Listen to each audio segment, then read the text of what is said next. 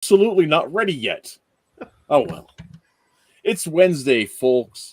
It's an episode of the Mattriarchy. I am, as usual, your host, Matt Reese, coming to you from humid and warm, overly warm, unseasonable. No, that's not true. It is not unseasonably warm here. It's about the normal amount of warm, except for all the water in the air. It's miserable. What do you think this is, Minnesota? Come on, nature. Actually, Hutch is from Minnesota, so Matt, do you have an afro if you take your release the hair? No, not quite. It is super curly. Yeah. And I meant to leave it down, but I forgot, and it's back again, so it's fine. But I do have the. If you look, it's got several curls that are stuck. Yeah, look at that wavy. Anyway, those long locks. Moving on. Today on the show, we are going to be discussing my favorite comic book movie, which is not necessarily my favorite. We'll see how it goes. We have 5 of them. We're going to have 6, but somebody decided they had important things to do. Getting a doctorate. I mean, yeah. Cool. Which is sad because he's the only person who actually would have brought visual aids. Yeah, I'm sure he would have had all of this. I've got visual aids. But we also have a special guest. Captain Cummings is joining us again. I guess he had nothing better to do than to hang out with a couple of panel of dorks talking about comic book movies. How's it going, Captain? Hello. How's everybody? Yeah, Good. Doing pretty good. How are you doing? I'm doing pretty good. Good. So Hiroshi Paradox is in the chat. It says it's guaranteed it's hotter where I am at, which is definitely possible because metal, right there. Yeah, He's we're having actually a hotter probably day in the same than we area. are. Yeah, I'm here broadcasting live from Dante's Inferno. It's true. It's Which circle?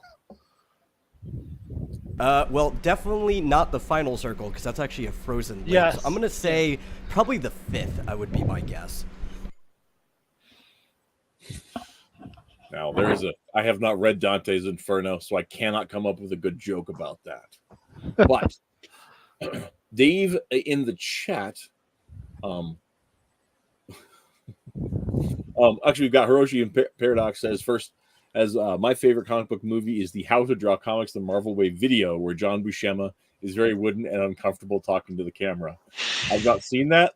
That is amazing. I must seek it out. That sounds like a Christmas Story, the musical. That's amazing. And Colin is here saying hello. And Dave Ishanovich, who has never corrected me, so I'm going to keep saying his name like that, assuming I have it correct, says Donna Reeve Superman, which that's a good one. Wow. I like that. Before we get into our each movies, I have a question, something that came up in somebody else's show this week, and it was a thought, an idea. looking at back at Superman in the Silver Age and the whole moments of super dickery. You guys are all familiar with that, right? Yes. Yeah. And I think it was on Eglintine's stream, and I can't remember if it was Eglintine or if it was Eric Bream, but somebody was saying that they were crediting Super Friends, the Super Friends cartoon, for the big blue Boy Scout image of Superman, right? Because there's a lots of because of in the comics, Superman sometimes has kind of an edge, sometimes he's kind of an ass. He definitely was not above breaking a few long. It's pronounced exactly the way it's spelled. Well, okay. So pronounced okay. So are the S's like sibilant S's? Is that the thing? Anyway, so back to the Superman question. And I think, like I said, whoever it was saying they thought it was Superman in the Super Friends where he gets this whole Boy Scoutishness to his attitude because is Golden Age Superman definitely not above busting some heads and riding the edges of the law a little bit, breaking through people's doors if he feels it's got it coming. But I'm thinking back to the George Reeve TV series. Yeah. And he was he was sparkling in that, Yep. right? And even the radio show has Superman as the paragon. Yeah. Am I crazy? No, that's accurate. George Reeves. I mean, believe, you was- are, but not for this reason. Thank you, Medalist. Fair. In all interpretations, he was always a good guy, held up as trying to be somebody, an aspirational figure. That you should be more like Superman. He behaves well. Yeah, and even some of the super dickery stuff seems to me that it was one of those things where it was like, well, everybody, it's in the humor book, it's in Superman's pal Jimmy Olsen, that's a humor book, or in Superman's girlfriend Lois Lane, where it's really a romance book, and so like, yeah, Superman, like Lois Lane and Lana Lang are fighting over Superman's affection, and so yeah, it's in that paradigm of the romance comic. It's Marianne and Ginger. It's friggin' Betty and Veronica. And Lois is the main character, and the male is always kind of a jerk, or at least something of a jerk towards the woman in a romance comic. Yeah, there's that level of attainability, right? That it's got to be a struggle, because if the guy's really that attainable, then where's your story? Right. There's also the concept of how so often they would give you that fake cover to draw you in, and it would have nothing to do with the story. Yeah. Yeah, that's true. That's true. The covers themselves. Yep. So, Baruch Paradox comes back and says, in actuality, the first TMNT is really good and doesn't rely on excessive CG. Excellent point. Yeah. Didn't have it. And Colin says, my favorite superhero movie was the first Raimi Spider-Man film. We nearly talked about Spider-Man 2, but somebody who shall remain nameless couldn't make it. Yeah. I nearly talked about it too. There was like 5 movies that I was all juggling, like, man, but I could talk about that one. But man, I could talk about I've watched all these movies like 30 plus times. Yeah, I just went with the first one I'd ever seen, I think, because I was like 3 when that one came out. So, Captain, since you came in to fill in, and we did not discuss this with you earlier, do you have a favorite Superman? I mean, comic, not necessarily even a super movie, but a comic book movie. My favorite comic book movie? I was going to go with the original Avengers movie, because I think it's perfect with what they were trying to go for, and they probably should have just shut the whole thing down and stopped right there. You mean the MCU first Avengers? That one? Oh yeah, dude, that's classic. And I'll tell you something, right? Okay, I don't want to go on a big rant about this. Everybody knows I do this. I really disliked Endgame, right? I mean, passionately. Same. Like I disliked Endgame. If somewhere on the internet, and I meant to put it in the thing so you can go read it. I had a 2-hour discussion with a dude. I've only watched it once. About how much I hated Endgame, and it was the discussion. The Infinity War was good. Oh, I hated that one. Endgame was terrible. Yeah. Actually, I think I hated Infinity War more than Endgame. I just hated both of them. I was very surprised. Really? Why? It felt like it wasted my time the entire time I was in It the was movie. Like it I was was just getting jerked around for no reason. And like that scene in Endgame at the end where they're playing the keep away felt like it should have been in Infinity War. Like, why was that not in the first movie? Like, they should have done that to try to keep the stones away instead of the whole like Infinity Gauntlet. Yeah, like everything just felt out of place. Like both of those movies just pissed me off so much. And didn't it feel? One of my big complaints about Endgame, I wasn't going to go on a rant about this, but one of my big complaints about Endgame is it felt tacked on. It's like they didn't really have it figured out, and so that scene in Infinity War when Doctor Strange said there's one timeline in which we win was just like. Well, that was their way of and making it so that that's nobody could ever point out the holes in any of the movies. Right. They should have stuck with what the formula of the first movie was, which just solid movie. Endgame, excuse me, and Infinity War is. I kind of, you would think they would do it like Quentin Tarantino did Kill Bill, Volume 1 and 2. It's like one super long movie that has an intermission in the middle. You know, But Right. no, like two different movies, and apparently they're both garbage. I do like Infinity War better than Endgame. So the thing is, what I was started by is Infinity War burned me so hard. I mean, not Infinity War, Endgame burned me so hard. I mean, I already went in with pretty low expectations. I don't know, something happened in the middle between the films that just kind of soured me on Hollywood. I think it may have been Solo, but I'm not really sure. So, But it was something that like I just got this distaste, and I only went to see Endgame because my kids wanted it to go. But I was just so angry with it that it really turned my taste to like the whole MCU, like the whole idea, the whole project, the whole idea of it. I was like, this was all a mistake. I regret every moment I spent in this, and I couldn't stay. Well, 2 years ago, I had a class where I had to watch a movie about teamwork. And I was just like, oh, okay, I'm going to go back and watch Avengers, because at one point I was super stoked about Avengers. Maybe it wasn't as terrible as I've let myself believe.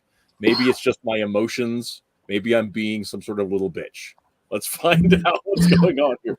And it turns out I was, in fact, a little bitch, because Avengers really holds up really well. Yeah. If I remember, remember Avengers 2 isn't very good either. Yeah. I never had a problem with that one. It's not as bad as Endgame, but Yeah. Really, I didn't have a problem with any of them.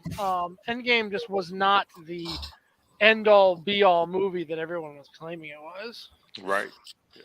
It won't. I stand have up to very say, well. I love Infinity War and Endgame, but I'm not a Marvel fan, and I've never read the originals, so I don't know what the hell is wrong with all of you. It's like it's a big crossover full of superheroes. It's wonderful. See, the thing is, I actually very unexpectedly found myself liking Infinity War, most likely because I watched it 6 months later, going in with every possible spoiler I could get in the universe.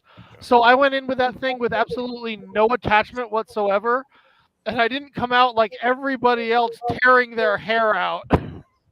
Who I had witnessed all over Facebook for like months as they reacted to this movie. I was like a time traveler just watching history unfold. The great thing about that is like, so when my wife and I went to go see a Lord of the Rings, Fellowship of the Ring, and it ends, right? And my wife she looks at me, she's like, what the hell? It's over? I'm like, well, it's the first of 3 books, honey. She's like,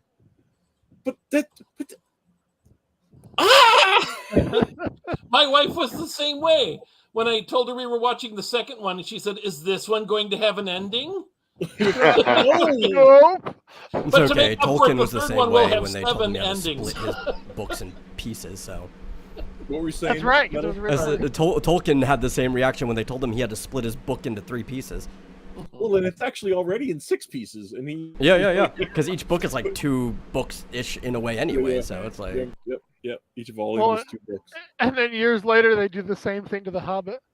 Oh, Which really didn't need it. We don't even talk about Floating we of don't the talk about Hobbit. that Skull. fit one That movie. was rough. We don't talk about The Hobbit. No. RoboCop was. And we don't talk about Bruno. oh, Jim Turner got a good comment. Yeah. That RoboCop was a great superhero movie. Yeah, I think that counts. I really enjoyed RoboCop. For some reason, my father let me watch that when I was like 6. Oh my! Yeah. Wow. Well, I saw it. The first time I saw it was on the Sunday movie, the ABC Sunday movie or whatever. So it had, the worst bits cut out of it. Yeah. Mhm. So that's that. Then they don't even do that anymore. Really? I kind of feel sorry for kids growing up these days. Back before we had the HBO and before we had the cable and before we had, movie stores everywhere, and before streaming, whatever. But I mean, you could just, every Sunday, your ABC, your CBS, your NBC, they'd have the Sunday night movie. Yeah. And it would just be, last year's big summer blockbusters, with the crap taken out. It was like a PG. It was a PG version, more or less. Yeah. Do you remember how they drive a car through that guy who is rotting away from the acid in RoboCop? In the TV version, they drive around him. They actually filmed an alternate scene where they drive to avoid him. Wow. I did not remember that part. I don't either. That is absolutely true, and I was like, "Where'd that come from?" Of course, I've seen it like since then, so I probably remember the R-rated. That sounds like 4Kids anime censorships levels of. Well, and they would record alternate audio for a lot of them. Yeah, they would record alternate scenes because they knew that they'd have a secondary market on the TV. And they have an easier time selling it if they had all the stuff they could pre-edit it. VHS was a big thing back then. Airlines was the same thing. They knew they had to have something tame enough that they could show it on an airline. And what gets me now is that we have all this technology. Everything is on AI. We should easily be able to create a version where you could flip on and off all your own settings and just immediately change it to whatever you want, and we got nothing. That's almost a whole nother show right there. That's my problem. Where is the art in that? Well, the bad thing now is studios record alternate scenes so they can go into the Chinese market. Yeah, exactly, right? Yeah. And don't get me started on the 7 different endings of the movie Clue in the 90s. Oh, first of all, there's only 3. Yeah. And second of all, that was brilliant. There are 3 on the VHS version I saw, but I heard that they actually created one for every single one of them. No, I don't think I think there were only the 4 because there's I think only the 3. And what really this is how it really happened. It really happened. That's such a good movie. You know what movie I was tempted to put for this was the newer not RoboCop, but Judge Dredd with Carl Urban. Yeah, I have not seen either Judge Dredd movie, so that's a classic. My nerd part if you feel like you need to. I just watched the Sylvester Stallone. Oh, that's fun. It's actually way better than people like pretend it is. Like it's they pretend like it's terrible. Yeah, it's not that bad. It's a Stallone movie, which is fine, but it's not a Judge Dredd movie. I have to say, if this is actually a great example of the differences in adapting movies, because the first one is like here's everything from Judge Dredd because we're only going to get to make one movie. So here's the ABC robot, here's the cannibals in the desert, here's everything that we could throw in from the comics. And the second one is here's Judge Dredd and here's a really good story featuring Judge Dredd, and that's all we're going to do. We're not going to go into this. It was small budget. And it was good. Yeah. And what a movie to dump without a promotion. I mean, that movie could have been great. Yeah, they tiny budget on that one. Yeah, it was a great one. Mrs. H is in the chat. I want to interrupt just for a second. She said, my parents record a lot of stuff from TV, and those are the versions I grew up with. Try to watch those movies with my kids. Not wise. Oh, I had this experience with the Goonies. And I'd seen the Goonies again as a grown-up because I'd only seen parts of it when I was a kid, like at my friend's house who had taped it off TV, and I'd seen it as an adult, but like the language and some of the sexual jokes like didn't make it into my head when I was like 19 watching it again, and then I was like, but then I have children and I'm like, whoa, like it's like Indiana Jones full of kids, right? More or less. See, I had the opposite experience for most people, where my dad is a really big film buff, and he also just did not care as much as my mom about sheltering us. So he would just like get VHS and we'd sit down and we'd watch it together. And I saw things that I probably should not have seen. Like I think I watched Starship Troopers when I was still in elementary school, right? And he would just put it on. And I would go over to somebody else's house and we'd be watching it on TV or whatever and be like, wait, but where's that scene? And they'd be like, what scene? This is the movie. It's like, no, there's like this thing that happens in there. And I would be so confused that all of the raunchy parts that I was used to were gone from the movies. What is this crap? I'm suddenly understanding you a little better. Yeah, connecting dots here. Okay, so we have Jim in the chat says Stallone is the only Dredd.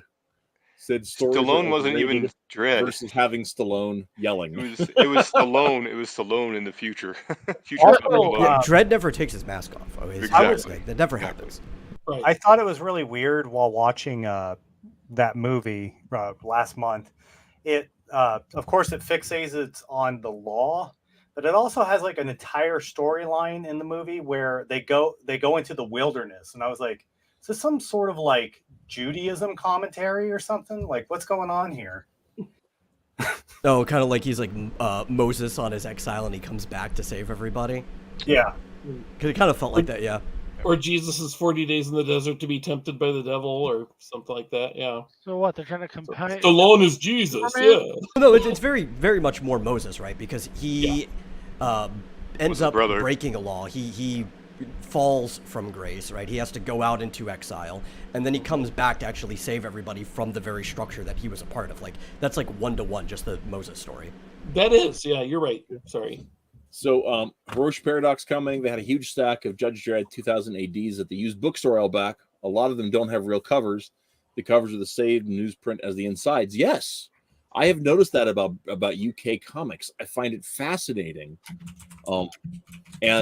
Hey, guys, listen. If you on the panel and you in the audience talking about UK comics, I want to run something past everybody. Barry's heard this because we were talking about this at the bar a few weeks ago. But about a month and a half ago, I got a wild hair in my head. Have you guys seen speaking about comic books and video entertainment, you guys have all seen the video for Take On Me by Aha, right?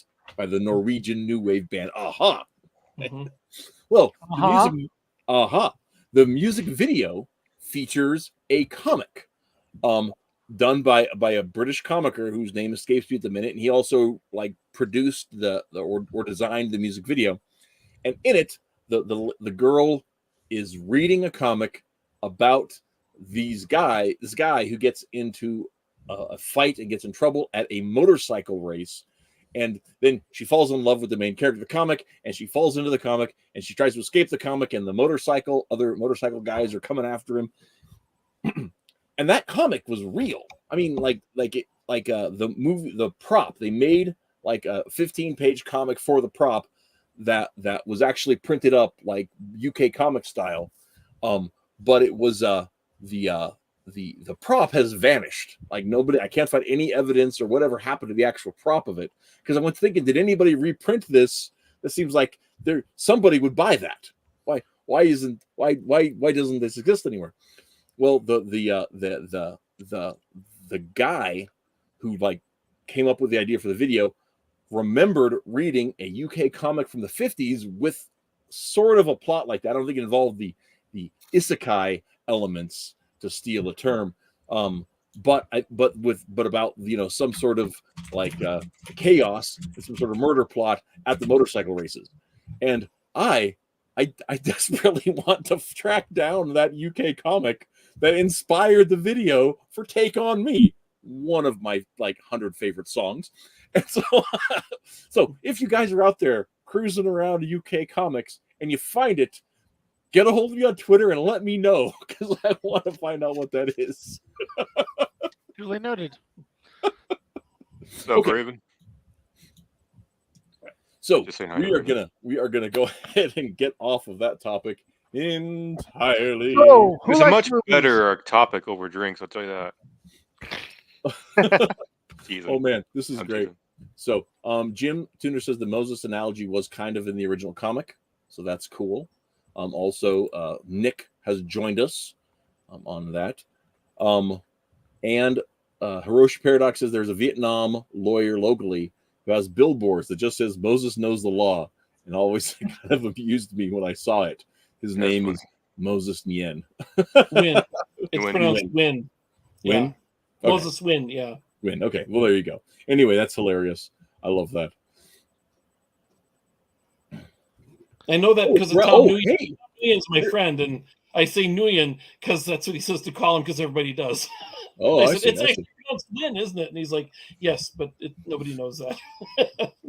So Jim actually knows more than I was able to learn, which is awesome. It says there's about 6 incomplete pages, not 15. I was looking wrong. So the original art went up for auction a few years ago. Oh, fascinating. That's awesome. Okay. Anyway, what comic inspired the safety dance video? I don't know. Okay, so moving on. So Captain says your favorite comic book movie is the original Avengers movie.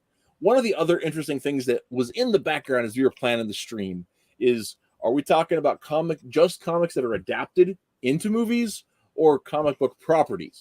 And I said comic book properties. Yeah, we had a little conversation because outside of like specifically maybe animated adaptations of comics, there aren't really a lot of movies that are direct adaptations of a particular comic book. A lot of them are more like meta movies where they're trying to tell a story from that franchise. Yeah, for sure. And like Avengers is one of those where it's the concepts from the universe that they put into that. But one example though of adaptations, The Rocketeer is a relatively direct adaptation of the work. The Crow is a relatively direct adaptation of a work, but one that kind of is and kind of isn't is Cartoonicus's pick, The Bad Guys. I have right here. Now, I have seen the movie. Has anybody else seen the movie? Nope. No, I don't know. I've neither seen the movie or read the book. Yeah, I'm with Middle. I'm very unfamiliar with that.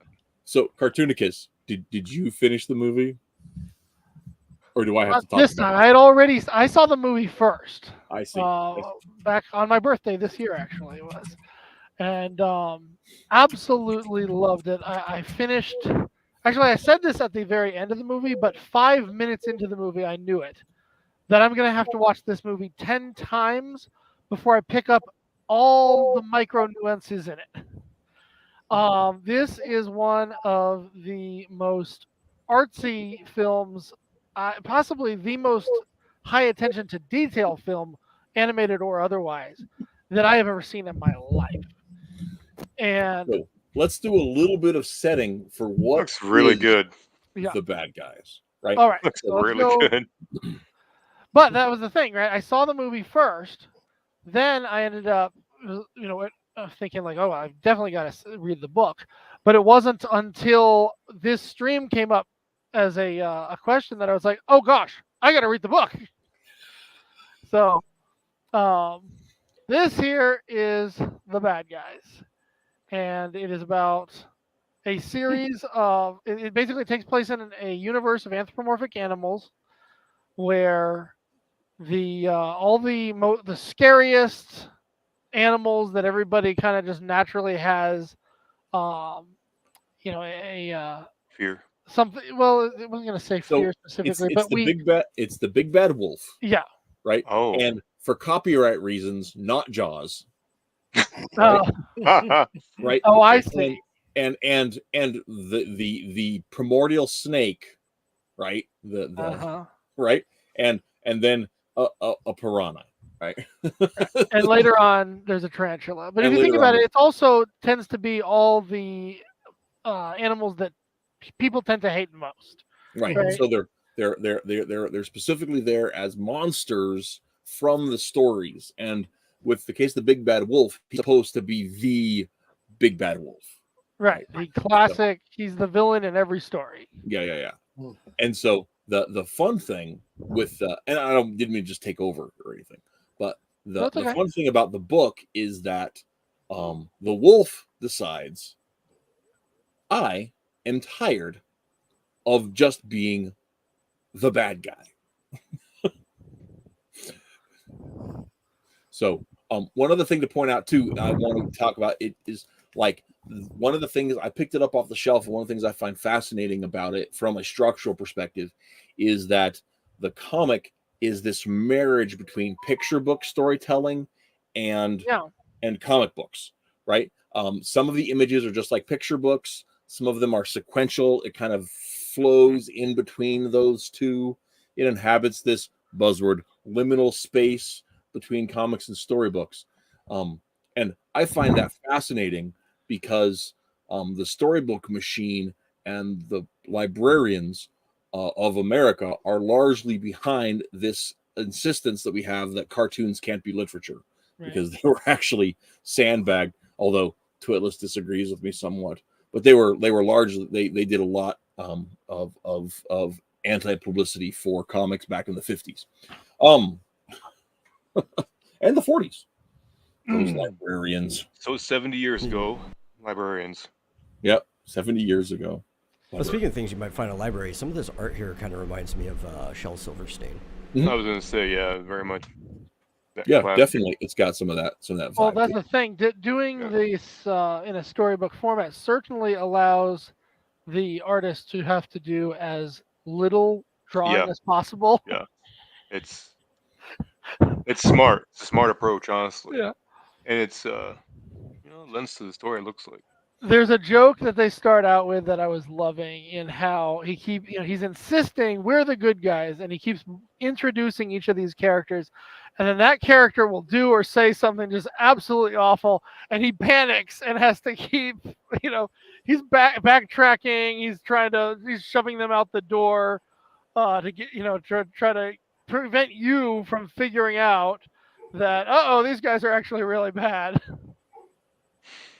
And so he takes these guys. He basically takes over the entire group, and forces them to we're gonna go out and we're gonna be good guys now. We're gonna do some good things, and their good thing they decide is they're gonna rescue all these innocent puppies who are locked up. What that actually means is they break into a jail and release all the all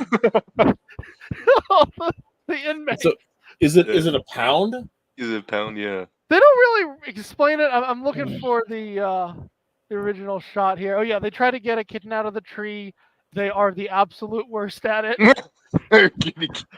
I mean, if it's a jail for animals, isn't it by default a pound whether they want it to be or not? Right. Well, notice, getting the kitten out of the tree just means it's just another anthropomorphic cat, right? So yeah, I think in a way it's kind of both at the same time. It's a jail and a pound. And if I could just find, where's the oh man, it's way down there. So yeah, they go through all kinds of antics, and they keep doing everything wrong like that. And eventually they succeed. They get them out of there, but of course the public just sees, oh my gosh, there was a jailbreak, and they end up on the news. The bad guys have struck again, right? Oh, and even the inmates are scared of them, right? Well, yeah, because he's a shark. So, and I've only gotten through the first two volumes at this point, but I can tell this is probably going to be the pattern for a while, right? They keep trying to make a name for themselves. It keeps failing on them because they're at heart they're bad guys, and they don't really know how to do this yet, right? Mm-hmm. The movie goes and puts a couple interesting spins on it. For one thing, let's see here. The artwork changed up entirely. I want to find a picture of all of them. Darn. Oh, I'm in the wrong. No wonder. So let me get back up here. That's what I'm doing wrong. I'm on the wrong tab here. I got the impression that these guys were basically being portrayed like kind of mafiosa, right? Based on how they're dressed and how they talk to each other and everything. The way the movie goes about it, it's way more like Ocean's 11. I was going to say it's Ocean's 11 for sure. Yeah, we're going to pull a job, and everybody's got a. I'm getting the band back together. Yeah. Yeah, everyone's got a stylistic thing to them. They're all sarcastic and snappy, and of course they really, every time they go on a job, they really focus on the details, just like you would in that kind of heist movie, you'd think, right? So the artwork, very interesting, right? They do this combination of 3D and 2D, which I found absolutely beautiful. They would, and they do it in every detail, in every shot. I paused it and noticed not only is the smoke here all 2D, but you're seeing a 3D palm tree with these squiggles around the side just to add to it. Right? I didn't notice that. Yeah, you just did that. I had to pause. I happened to pause it, and it's the only way you're going to see stuff like that. This is what I mean when I said, like, I have to go through this 10 times. It is the most attentive to detail movie I've ever seen, and not just in the artwork, but in every moment of storytelling, every joke that they pull, how the animation fits in with the storytelling, with the jokes. I mean, the entire thing was just this tidal wave of detail and creativity, and that's what I love And so so much about it. One of the things that's different in the book and the movie is that the book, Wolf starts off with the desire to be a good guy. Like, he's sick of being a bad guy. He wants to be a good guy. He wants to reform his image. And he has these altruistic motives that say, I need to change who I am. And I'm so convinced of this, I'm going to convince all of my friends that we will be better if we're good. Where in the movie, the difference is when this movie starts, they're all dedicated to their life of crime as professional criminals, as this crew of heist thieves. And let's point out that it's based on the fact that the world sees us as the villains anyway, so we might as well play into it because we're not going to be able to have a choice to do anything else, right? So the first they act pride of the themselves movie, on being the bad guys, actually. Yeah, they do. And then the first act of the movie is them setting up for this big heist, and then all of a sudden the wolf is accidentally good, and then we cut into that he tries to convince his friends to kind of sort of be good. But the motivations are there, and they give very specific motivations for them to want to change, as opposed to just good for goodness sake, which I kind of understood because it needs to have a cohesive narrative as a film, and they introduce a love interest for the wolf, which plays into all of that too. It's self-aware enough where they actually make George Clooney jokes about him being like Clooney in a generic Clooney role. And it's voiced by Sam Rockwell. The wolf is voiced by Sam Rockwell. I mean, and I think it's fine for what it is, but I enjoyed the setup in the book better, just because it didn't feel the need to explain the wolf's motivation. It was like enough for the wolf to have the motivation, rather than have to, have that be an actual plot point of him developing that. Oh, see, I really appreciated that because we have this dual motive of his, as part of him wants to be a good guy, but part of him is still, angry at the world for what they've done to him, and not to mention dedicated to his friends and having to hide the fact that he even wants to be a good guy at all, right? And that kind of creates a lot of the funny plot points of it, where he's actually conning them, convincing them to do things that is ultimately him trying, to slowly move down that path of goodness, but he's framing it as, oh yeah, we're going to pull another job here, when really inside he's got this other side that's just gnawing on him the entire time. And it definitely makes it kind of a more conflicted character, but it also kind of is too much. That's such a standard story where, villain faces a change of heart because of X circumstance that is required for the plot to move forward.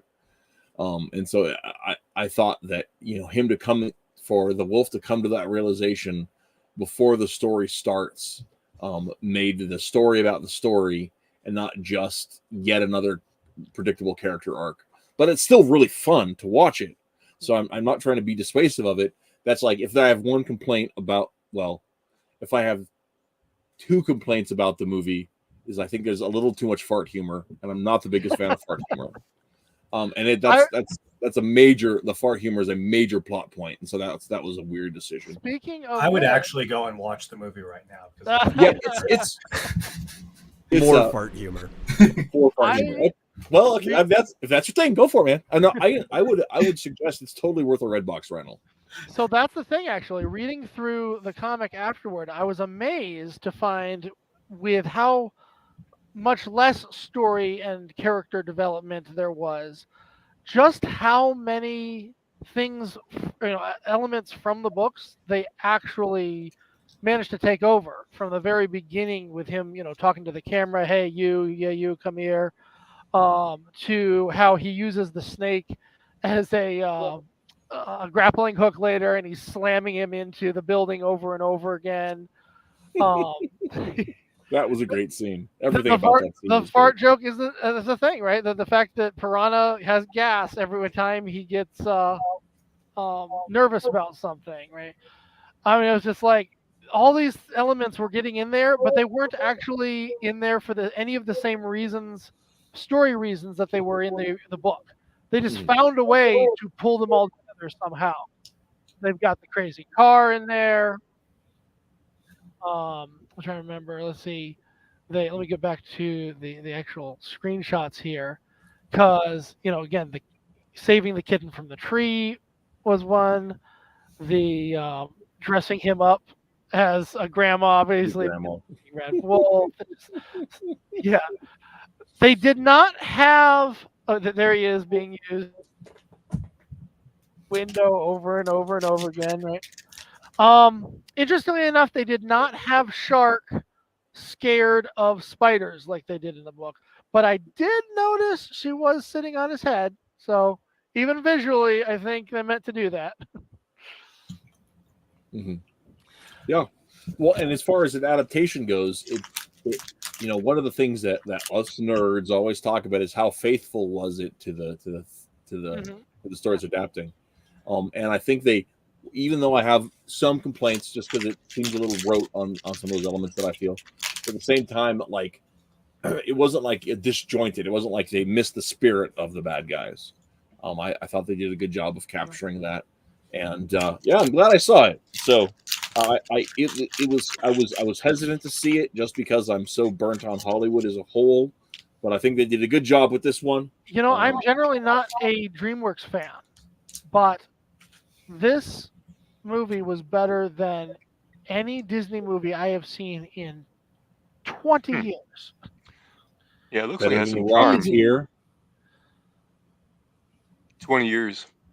Yeah, I've seen it more recently than 20 years. Oh, I watched it last week. What? Yeah, Associate came out with, but yeah.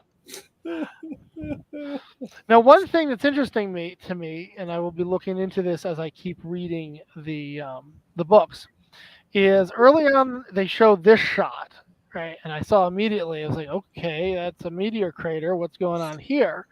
And while it did not happen in the movie, I can't help but wondering if the idea is going to be that a radioactive meteor hit and like it transformed all the animals and made them into anthros.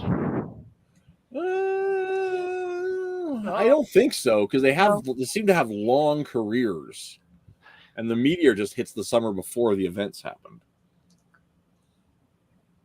Yeah, I'm not sure. It's just I noticed that this is one of few universes where they did this. You actually have the difference now between anthropomorphic animals and real animals, and they've got humans in the universe. Of course, that's not the book at all. The book is just a universe of animals, period.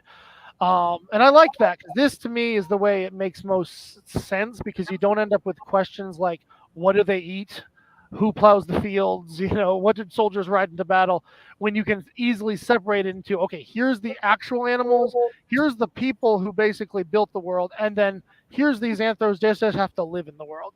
And it made me wonder if that, even if it didn't end up in the movie, I can't help but wonder if it might have been an original point in the script to try to explain how these, humanoid animals are walking around.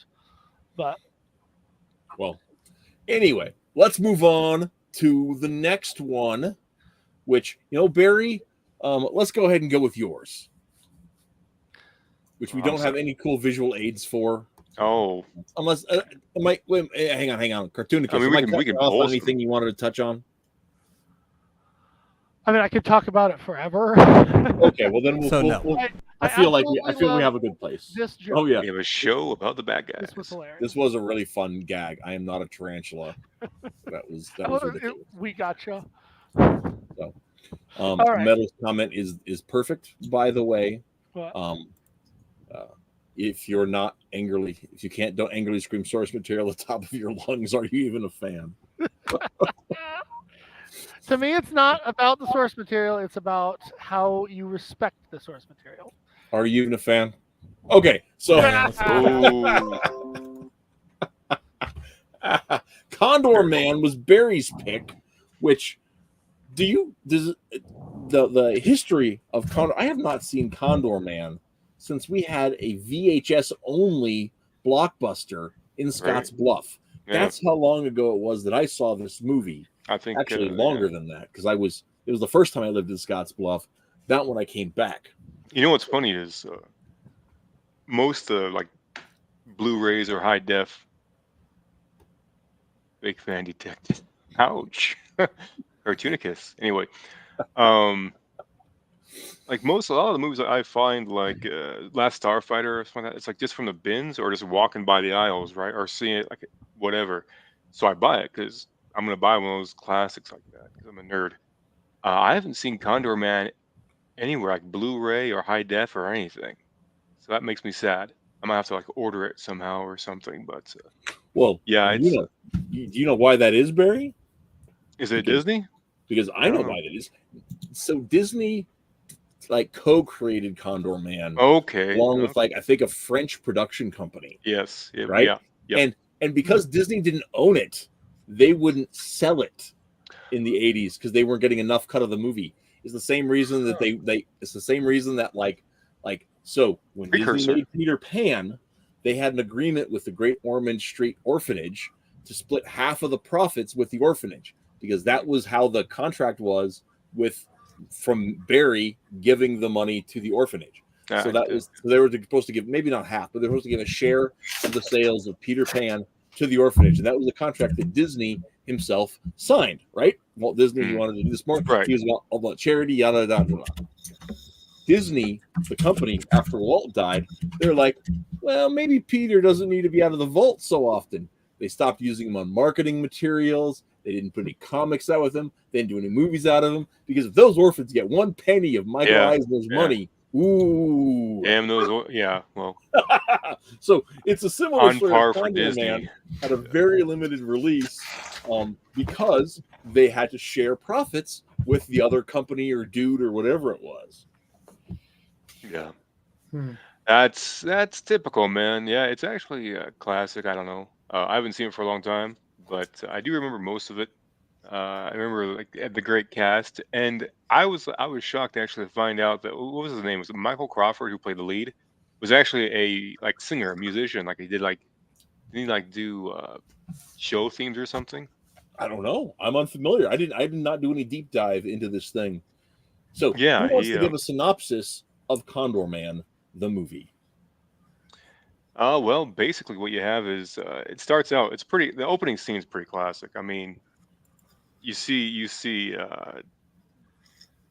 How's it? Well, no, it's his reporter buddy who's running fast while Woody, the main character, is getting ready to do Condor Man things, and so he spreads his wings. He does this whole he has a Condor Man suit on, and it's supposed to be like he's not a superhero at all. He's giving his speech about who's going to save the city and everything like that, and then he spreads his wings and he's got his buddy on the old radio, and he says, "I'm ready." So he's okay. So his photographer buddy, because it's revealed all later that he's just a comic book artist, and so he jumps off.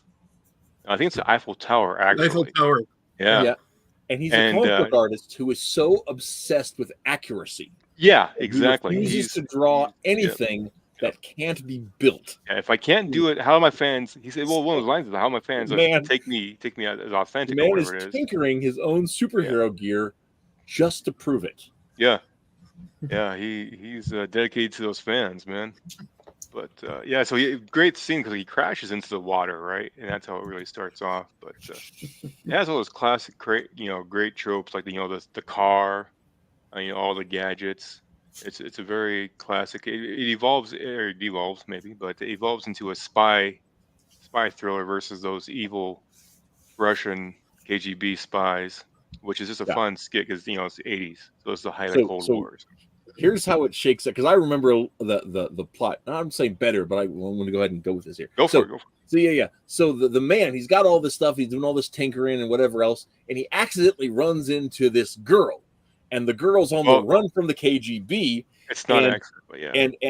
And so he she's escaping, and he tries to help her escape, and then the CIA shows up, and they're like, "Hey, we now that you're involved because they've seen you with her, they think you're one of our spies, so you have to help us or else you'll die. I think you're writing And your so own he's like, story, but yeah, that's I'll close. help you under one condition. I need gadget money, Jack. And so he consigns the CIA to build the rest of his Condor gear, and then he's a spy codenamed Condor Man. Yeah.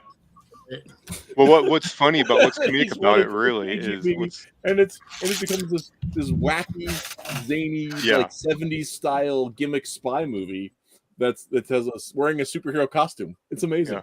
There's Let a lot him of tell there's it. a lot of there's a lot of tropes from James Is Bond. it But a yeah, comedy? Or- it is a Okay. comedy. It's an action comedy with a little bit of romance sprinkled in.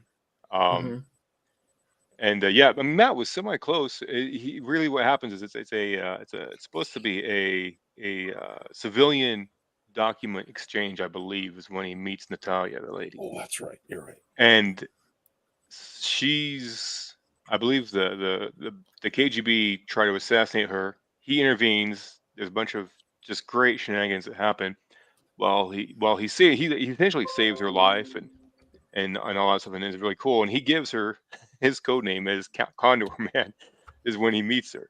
He's trying to impress her because she's beautiful.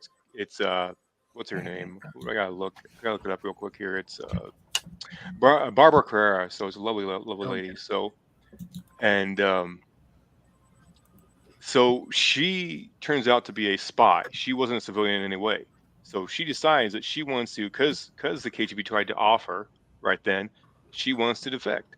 And she wants the top agent who just saved her life to be the one to do this.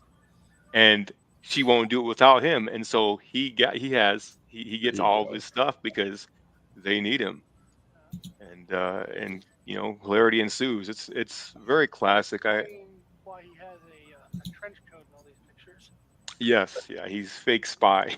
He's got to look the part. Yeah, even though it's a civilian exchange part, especially at the beginning, he's still full in spy. Superhero, but at the same time as the spy. Yeah, you see the wings. That's a classic This move. is the theatrical poster. That's hilarious. Yeah, it's classic. It's a great poster. Hilarious. There's some great scenes. The car scene is classic for Yes. a kid when you see it young. It has a few Porsche 911s. Oh, it's so Condor fun. Mobile. The Condor Mobile Yeah. is amazing. Yeah. It has a jump ramp that unfolds from the front. Yeah. And now we were talking about the comic book that they spun off. It wasn't based on a comic book, but they didn't make a comic book. In the comic book, they actually improved some things. Like instead of a gigantic ramp unfolding, there's little tiny things exactly one tire wide that the car can come up and jump over the car. So because they're running at each other. Yeah. So whoa. It's So actually based off of a book called, I believe it's The Game of X, which is a thriller spy type thing, but it's the same premise and all that stuff. A few tweaks. But what year was this? The game 82? 81? Yeah, the movie is what? 81, 82, 80, 81, 81. I'm seeing here in the Wikipedia article that one of the stunt drivers who worked on it was Remy Julien, who worked on the Italian Job and a number of Bond pictures. Okay, that makes sense. Yeah. She was actually a Bond girl, sort of, because Never Say Never Again is not officially. That's not officially, Bond but movie, yeah, but technically, yeah. Well, I was gonna say it looks a lot older than 80s. Is it supposed to feel like an old 70s spy movie? It has a lot of that elements. Yeah, it came out. 81. Yeah, I mean, it's not. It's still very. Yeah, it's definitely. I have a bit of trivia. Condor Man. I first found out about the movie's existence at an ice cream shop where they unveiled Condor Man Crunch, the tie-in flavor. What? And I was like, where was that? Some 30 flavors shop. I don't know. Okay. But someone had good taste. Yeah. Baskin Robbins, maybe? I don't know. Okay. That's great. Yeah. I saw it when I was Condor. I must have been like 5 What or 4. does Condor taste like? Crunchy. Yeah.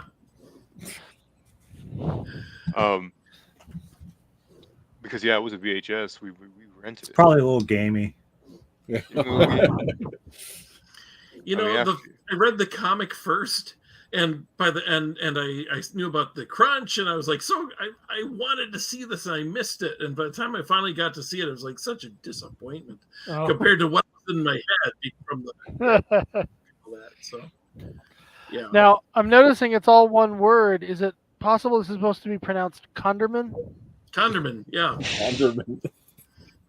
Probably. I'm sure. I'm Gotta sure hope not. that's it.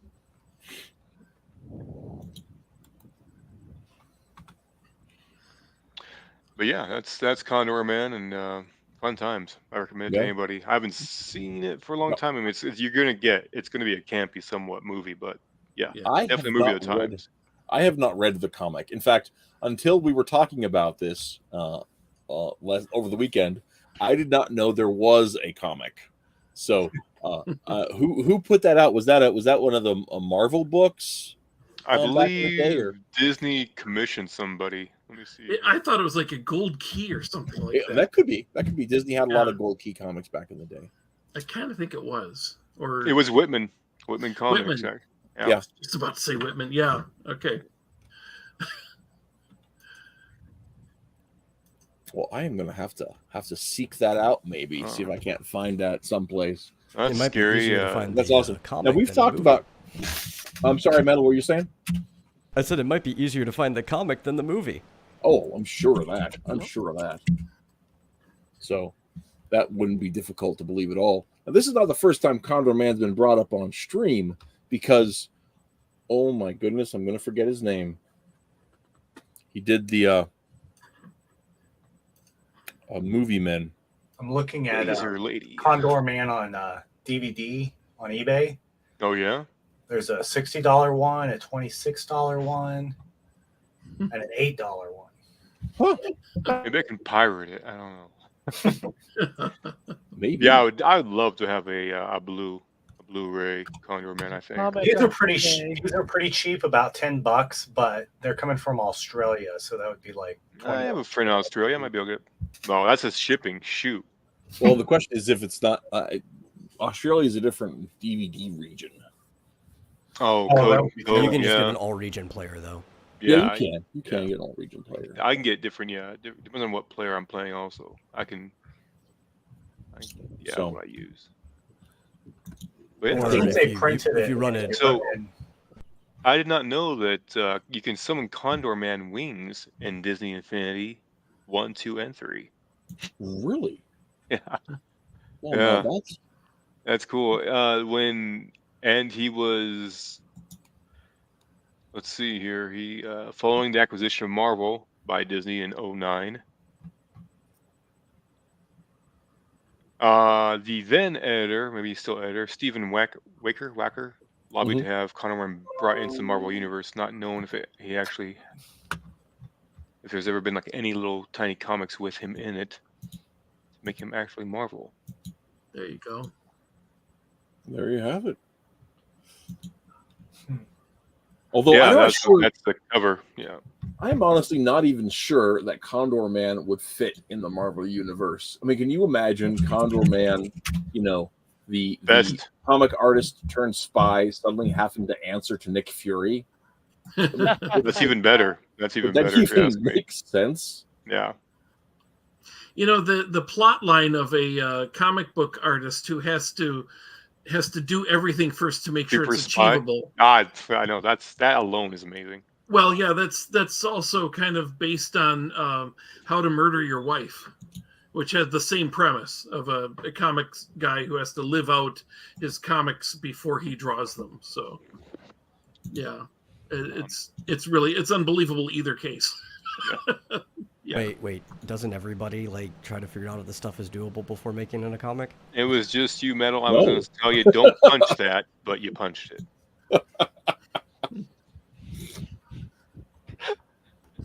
So who's the next one? So let's see here. I didn't go in any kind of order, so let's go with the Metal. Oh, I was actually perfectly fine going last because we were crunching on time. Well, just because we're going to be talking about my thing again. Okay, well, anyway.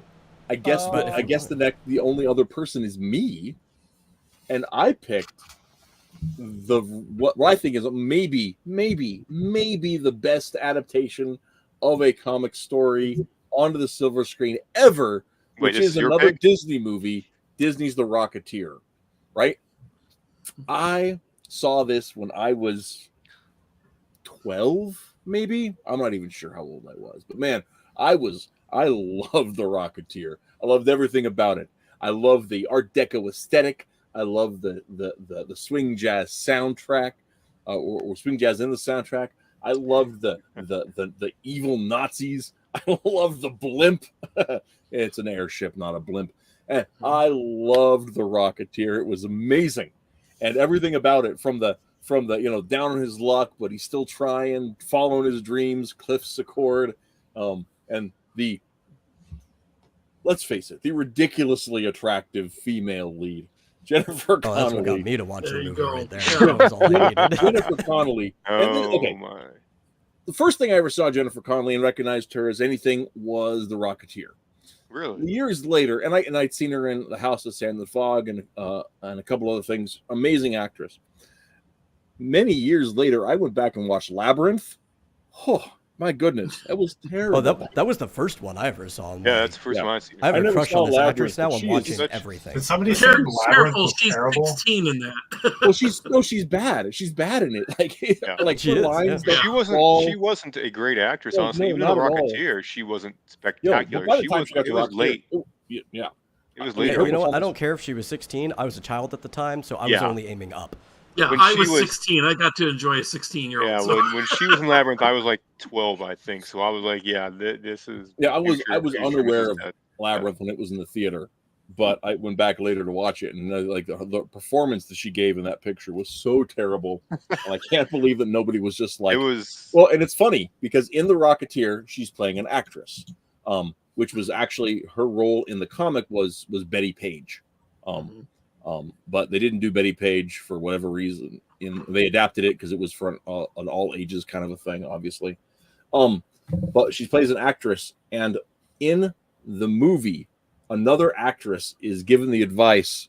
It's called acting, but you're supposed to not act like you're acting, okay?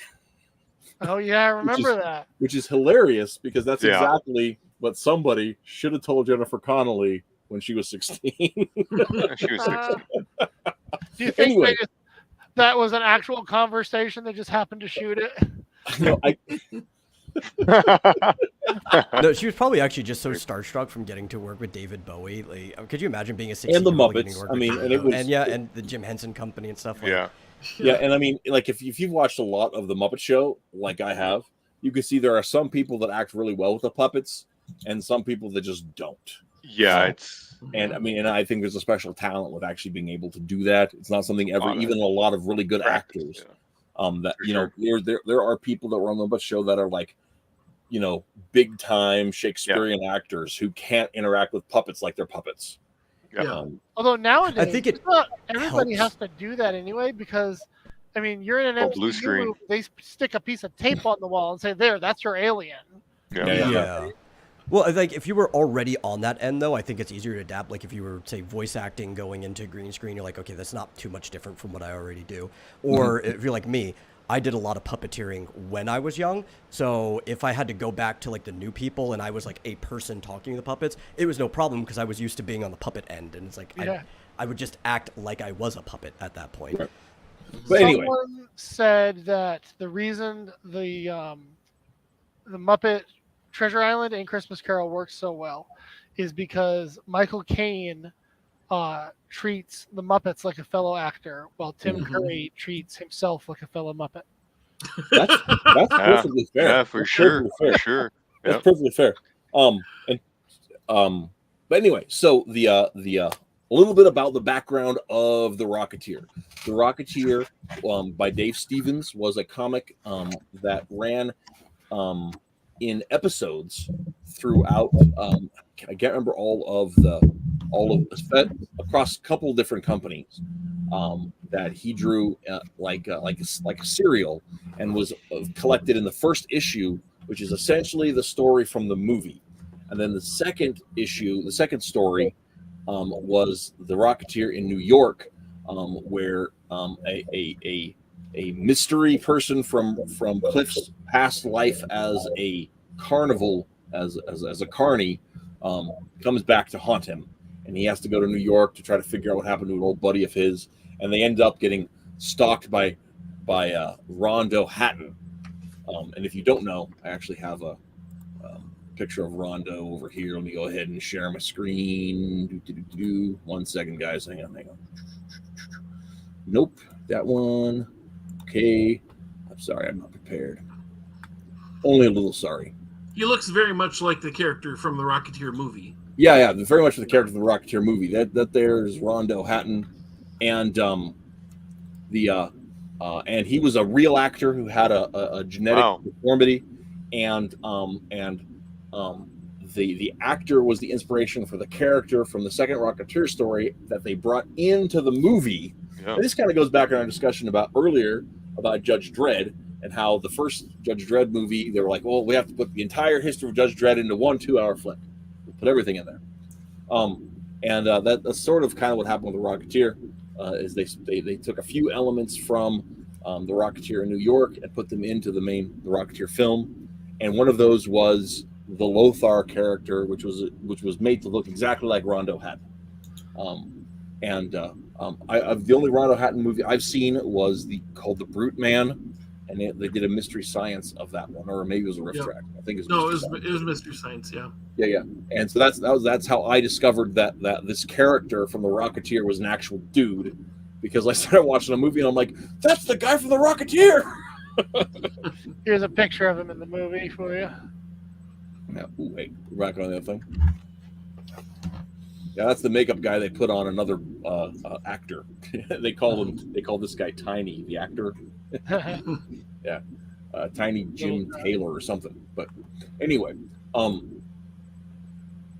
hey, there's a link to the in the private chat. You can go get a copy of the Condor Man. Yeah. Thanks. Anyway, but yeah, so I went back years later and found the comic of the Rocketeer, and I actually picked up a collected edition, and it's a little racier, believe it or not, you might guess. Dave Stevens did, in addition to doing comics and ad illustrations and movie posters, he also did good girl art. So his affection for Betty Page was actually part of his career, selling those kind of selling prints of scantily clad women. But that was also in some that made it into the overall texture of the time in which these movies were set, and this movie was set. And I love the Rocketeer. Like I said, I think it's one of the best adaptations, and it's also crazy to me because it's one of those properties that Disney could have done more with, and just didn't ever. And right. even like there was recently a Rocketeer series for like the Disney Channel Kids. I was just seeing pictures of that. Yeah, but it only ran for a season. Billy Campbell is the voice of one of the characters in it. Apparently, people that watch it enjoy it, but it's still missing anybody who had an affection for the comics or for the other movie, because it's not even hitting the same market. And it's really puzzling that Disney hasn't done anything approaching what they did, with this. And I don't understand it at all. And it's especially puzzling because like 2 years before they released the Rocketeer, Touchstone, which is another Disney company, did Dick Tracy. Mm-hmm. And they had this whole, old school comic thing going, and they never did anything with either property after that. It's kind of like, well, we made enough money to keep making money, and I guess that's good enough for us. They probably didn't make as much money as they wanted to, or something weird like that. Yeah, they probably were hoping for Batman level money, and when they, they couldn't take. With the money that it made. Like... Go ahead. Go ahead. Sorry, you started talking first. I was just going to say the the budget was around 36 million. They grossed about 46 million. So really, they probably broke close to even, if not under a little bit. So. Yeah. On which one? Dick Oh, Tracy sorry. or Rocketeer? Rocketeer. Sorry. Okay. That's hard to believe. It was such a good movie. Yeah. I just loved that film. And it's Joe Johnston was the director. Yep. And, Yeah. And he went on to do pretty much the same thing with Captain America. You know, set in the same time period. He really adores that era. Well, I was gonna say, it's a passion, I believe. He's got that animation, the animated segment of here's what the Nazis will do if they can get the rocketry stuff, and it's just frightening, and it's so well done. Yeah, and that was the thing. I remember I was very young when I saw it for the first time, and years later, I was probably a teen when I saw it a second time, and suddenly you're picking up all the things and understanding the actual point of the movie, and realizing that the villain is a Nazi and he's trying to sell this technology to the Germans, right? And the one moment that hit me the most that I've never forgotten since is when that gangster turns on them and he's like, "Hey, I may not make an honest buck, but I'm 100% American." These guys turn their Tommy guns on the bad guys here, and there's like this three-way shootout going on. And I was like, that is so cool. I love that. Bad guys being good guys. Oh, gee, where have I heard that before tonight? Yeah, that was really good. I also like that they did the what's his name? It's obviously based on the idea that the guy who plays Robin Hood was actually a Nazi sympathizer, right? And yeah, I mean, in addition to Rondo Hatton and Betty Page and all these things, it's he's just drawing from actual inspiration of real events, and then you actually have Howard Hughes in it, played by the guy from Lost, which is fun to watch. Yep. But I really love that movie, and I remember somebody here did not like the guys from Red Letter Media, but just letting you know, they did a recap of it, and they did talk extensively about why wasn't there a sequel that takes place in World War II, and then I think leaves it was the backpack for Englantine's wife couldn't stand his laugh. I think that was it was last time. So he put like a loop or like a super mashup of the laugh or something on her. Yeah, that's right. Yeah, that it was Englantine. Yeah, so yeah, not anybody here, but yeah, I like Red Letter Media did a talk, and they pitched such a cool idea for a second movie. It's like, why isn't somebody hiring them to do real stuff? Because they're better than most anybody writing for Hollywood now. Well, and one of the things is that there have been a few comics that have been released after Stephen's untimely death. Yeah. That actually go into taking Cliff into the war and all this other kind of stuff that are some of them are pretty fun. And R.I.P. Dave Stevens. Yeah. I mean, he died early. And that it was one of those. It's weird when there are just a group of artists that seem to not make it the minute they start really gaining traction, and then they're not up, and that's something else. I don't know. I guess everybody dies sometime, but it's weird when that happens. But yeah. So but some of those comics they're worth watching. I worth reading, and I've enjoyed the ones that I've had a chance to read that go in after them. So the licensing still owned by the Stevens estate. There's a corporation that's there that manages the Rocketeer property, and it's definitely worth looking into and all that kind of stuff. He did so much to distill movie serials and the Art Deco style and gangsters and he was from LA, so they're very personal stories too, because there were places and times and things of his place's history, right? And so I don't know, it's one of my favorites. I watch it at least once a year. One of the things we did with my fam is we did watch it with watching The Shadow first. The other thing about the second the Rocketeer in New York City is that it features a cameo of the Shadow of Lamont Cranston as a side character, and he did not get the license. The Shadow doesn't actually appear in it directly. But does he have his guns? That's the most. I can't remember. I think an anonymous cloaked figure at the end of an alley has guns, if I recall right. But you actually get to see his face. That's all that matters. You get to see Lamont Cranston, and you get to meet. They go down to the blue.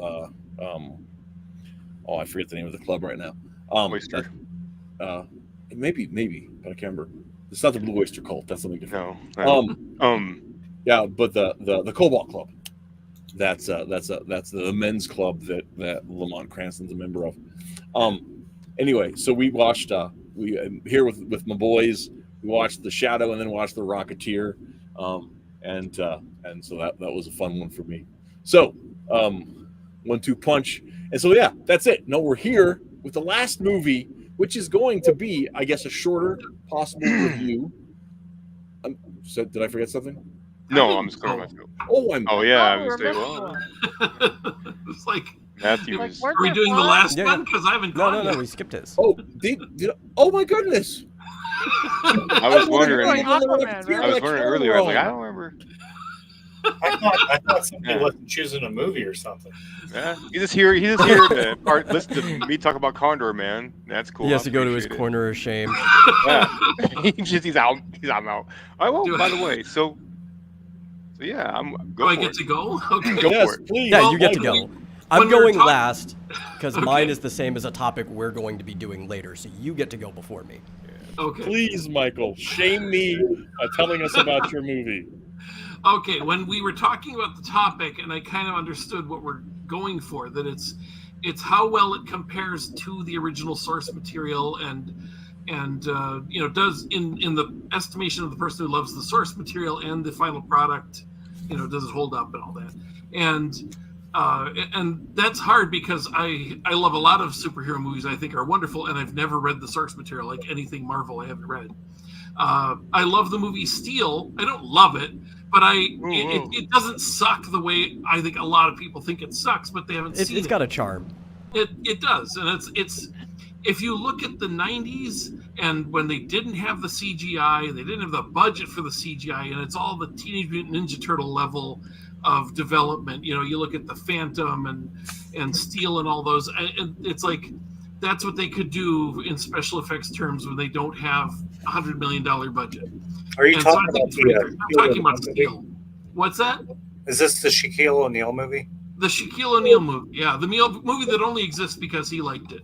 He likes Steel and wanted to make it happen, but he can't fly, so he's on a motorcycle, and the big hammer is just a gun that shoots rivets. So, yeah, it's kind of awful, but I kind of have a soft spot in my place for it, but in my heart. But the movie, I suddenly realized the movie that most is the way I see the comic, and there it is on screen, is Aquaman, which is hilarious because I know Aquaman's a big joke of a character. Aquaman was the joke on what? Oh, that's fighting words. Yeah, I'm I'm a just huge saying, Aquaman I believe fan. what he. I like Aquaman, but I get how he is in general culture. Where that was the running gag in what is that show with the Big Bang Entourage? Theory. Entourage. The joke also was that did the that character too. gets to be in an Aquaman movie. Like the one movie that will never get made is an Aquaman movie because he's such a silly character. Oh, And that's aged very well. yeah, I've never seen Entourage. I just know that was like the plot for a whole season. So they actually, and then of course they have this guy from Game of Thrones that all the women go crazy about, and they decide to make him Aquaman, and they debut him in the Batman versus Superman movie, and he's just covered in tattoos. But when More they importantly, actually, he was in Baywatch Hawaii, so he's already been in a water-based thing before. okay, And he was in, Right. and wasn't he also in Stargate Atlantis. He was Stargate Atlantis? Yeah. yeah, okay, and he was yeah. also Conan one okay, time. okay. Yeah, I know he's in other things besides Game of Thrones. He acts, by the way. Yes. No, the Baywatch one though is kind of better fitting though because it's going back into the water. Oh, come on, Okay. Atlantis. It's bad that the Aquaman film is better than Green Lantern and the Flash. I agree with you. The Flash is not a Flash movie, and the Green Lantern was just a hot garbage mess. And I love Green Lantern. I wish I could say that Green Lantern was my favorite movie because that's my character, you know. Yeah. But yeah, so I loved Aquaman. I started out, I mean, I'd read the character before, but I really liked the 1986 Aquaman series, the one where he's got the awful blue costume. But if you read it, Neil Posner's story is really good. It's about him going, like, he's taking on all these magic underwater kingdoms. And the thing is, his brother is Ocean Master. And Ocean Master is like his stepbrother, or what do you call it when your dad marries again and has a second wife, and then that wife has a kid? That's a stepbrother, right? Half brother. Half brother. Okay, so that was the deal in the original comics, and here's the deal in the original comics. For those of you who don't know the origin, Aquaman's dad is a very lonely keeper of a lighthouse, and one very stormy night, he looks out and he sees a woman dying on the rocks on the shore, and he runs down, saves her life, and he's like, "Did you come from a yacht? Is there some boat that's crashed?" And she doesn't know what he's saying. He takes her back to his house, and they fall in love and they marry and they have a kid. Now, in the Neil Posner 1986 story, I was telling Reese about this earlier, it has the most suggestive page I ever saw in a comic code approved authority page, where they're just he's rescued her. He's got her wearing a robe because her clothes are all wet, and she's drinking coffee. He's just whittling, and he's got like a ship in a bottle and some other stuff he's working with. And they look at each other, and the last panel on the page is just this big lighthouse and water splashing against it, just waves crashing against it. And it's like so suggestive, but hey, it's just the lighthouse and it's storming, that's all. And I always loved his origin because I just thought it was very simple. There isn't much to this origin. She's an exiled queen of Atlantis. They took away her power to breathe underwater. That's why she was dying. And so she's on shore. She has a kid, and then several years down the line, she dies and finally explains where she came from because she's been keeping it quiet all that time. She dies from a disease on the surface they didn't have in underwater. And then the dad has to raise him to be the new king of Atlantis. And his dad is like ex-military and is training him hard. And it's like Aquaman actually has a dad. That's kind of cool. And, in a world where so many parents are dead, and I realize they did finally kill him off. But he goes on because he missed actually having a wife. He goes and gets another wife, and then he has another kid. And that kid is jealous of his older brother, who's going to be the king of the seas, and he becomes Ocean Master. Even though he can't breathe underwater, he has a lame costume, and he's kind of a lame character. And that's one of the problems in adapting this. Is it's like, okay, your villain is your brother who can't actually breathe underwater, but he wants to be Ocean Master. And they've tried changing that, like in the Justice League comics, the Superman, Aquaman, and the Justice League Aquaman, they actually had Orm be an Atlantean brother, and they've done other adaptations where they've had that. But then that kind of gets away from it's like, where did that come from? And it makes more sense, though, if you're going to have two rivals for the throne. So the movie, there you go. Oh, no. That's why he's gone. He's He's whittling away. Very nice. There you go. Yeah. That's not a Wow. robe, that's a towel. It's what? That's not a robe, that's a towel. Oh, I'm sorry. I really blew it. That's You're even right. better. She has two towels, one on her hair. Yeah, and that's probably the first hot beverage she's ever had in her life. She should hate it. But Don't derail. It's amazing. yeah, it's who was the artist on that? Was that Neil Posner was the writer, right? Craig Hamilton did the art. Craig Hamilton did the art. You'll notice if you show the cover, the thing is that Ocean Master is becoming magic, and his mask is like growing. That's one of the cool things. They made his costume look better. His mask kept growing and getting pointier instead of being the silly little shell face that he used to have. And so even though the blue costume did not last from this series, Here's a cover to issue 4 there. yeah, look at that big.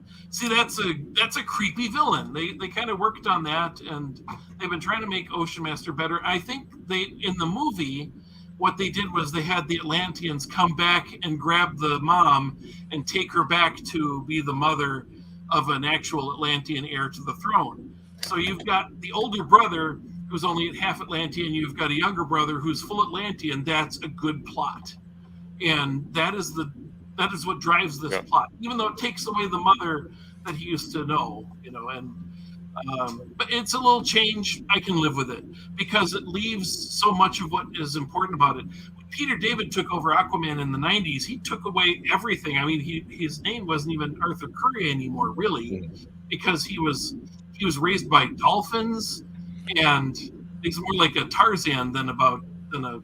They changed his origin completely. They named him something else, and I never cared for it. I'm glad they put the old origin back. Yeah, I started. I was keen on Aquaman back in when I was a little kid, but I never really got into it until I was older, and I went back to the Peter David stories, and like I really liked the big story that Peter David was telling with it, and I understand like the coolness of like the Arthur, I mean of Tom Curry being like the actual dad and all that stuff, but I was never really sold on it until the movie, right?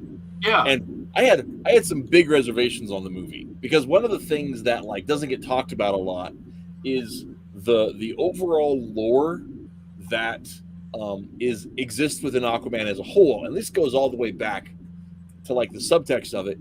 Is it's built on like sea ghost stories and legends of like Northern Europe, right? And Tom Curry, Arthur Curry, his name like is Irish, and so the idea about this Irish fisherman or this Irish lighthouse keeper, American Irish lighthouse keeper, and all of those North Atlantic stories are just built into the skin of Aquaman.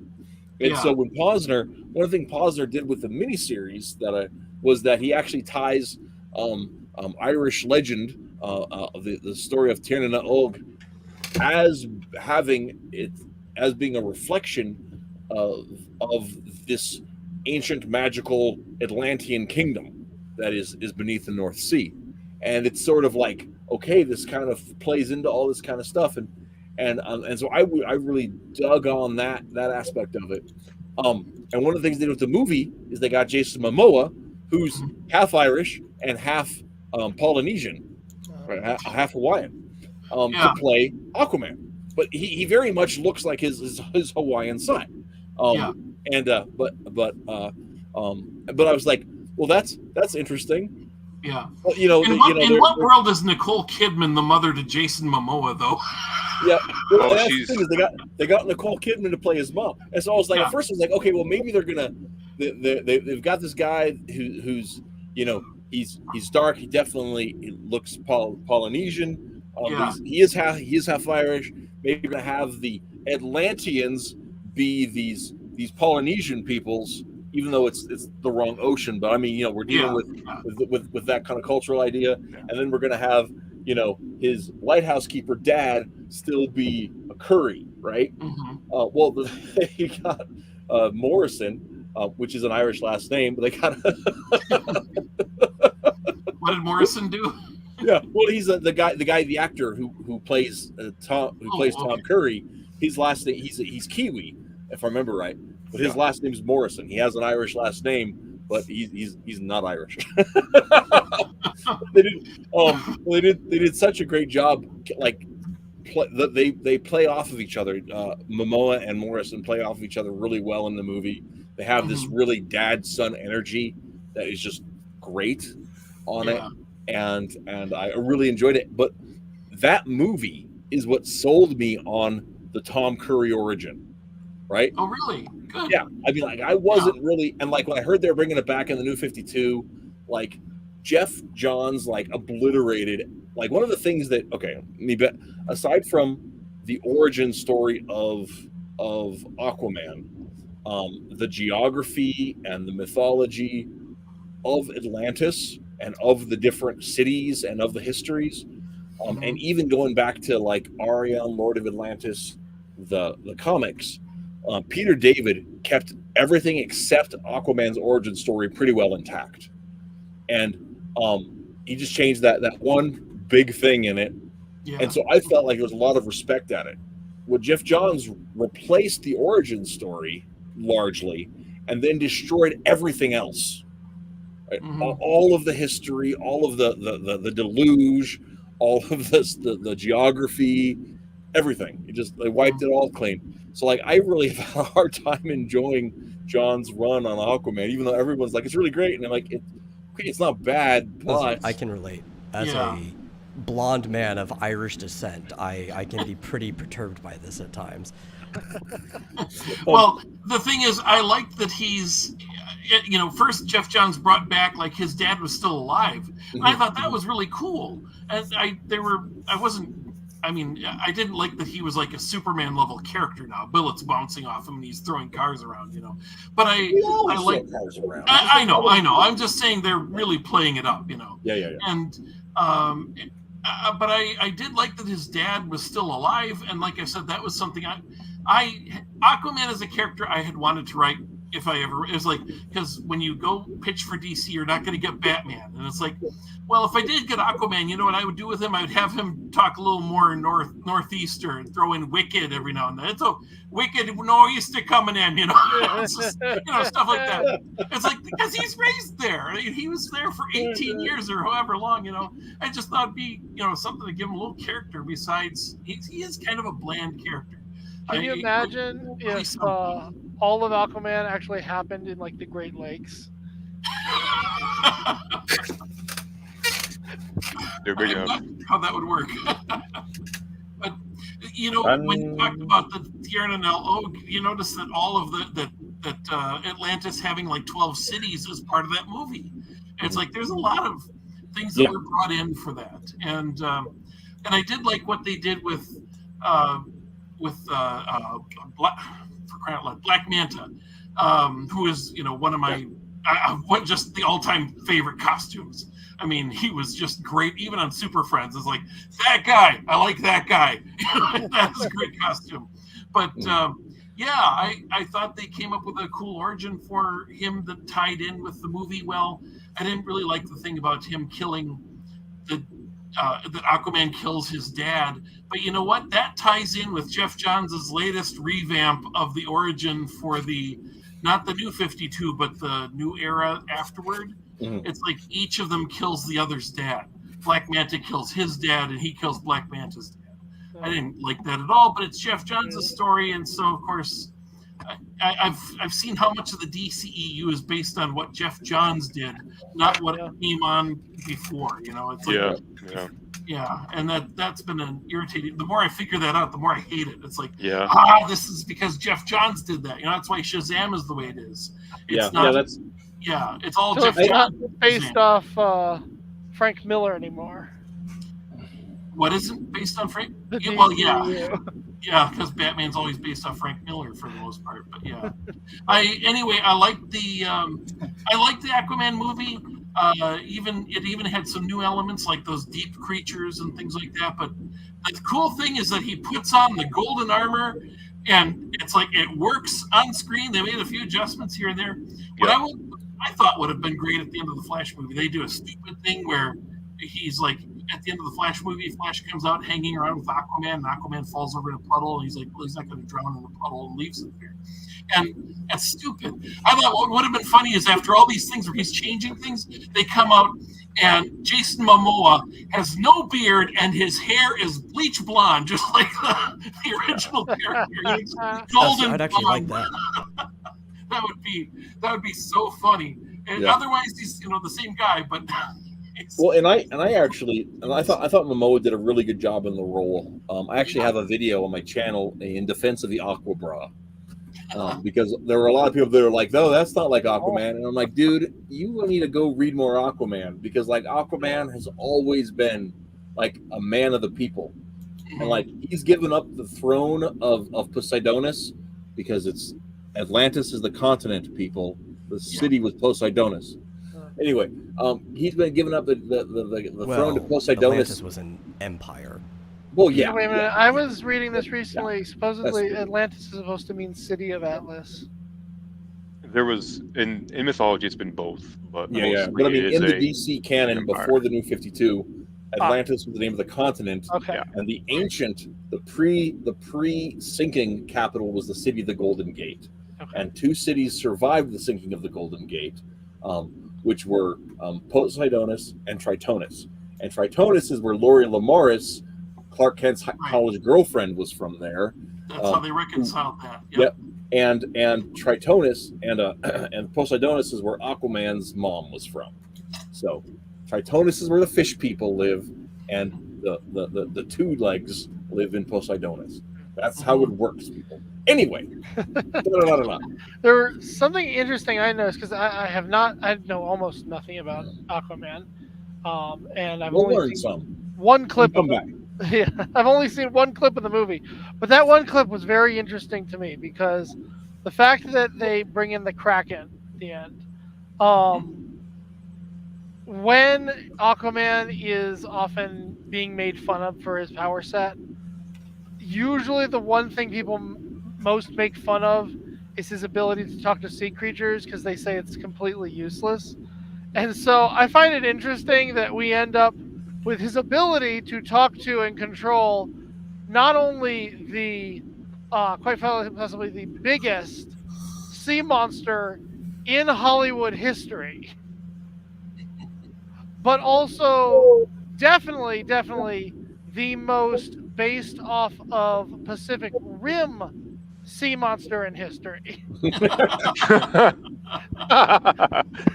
funny.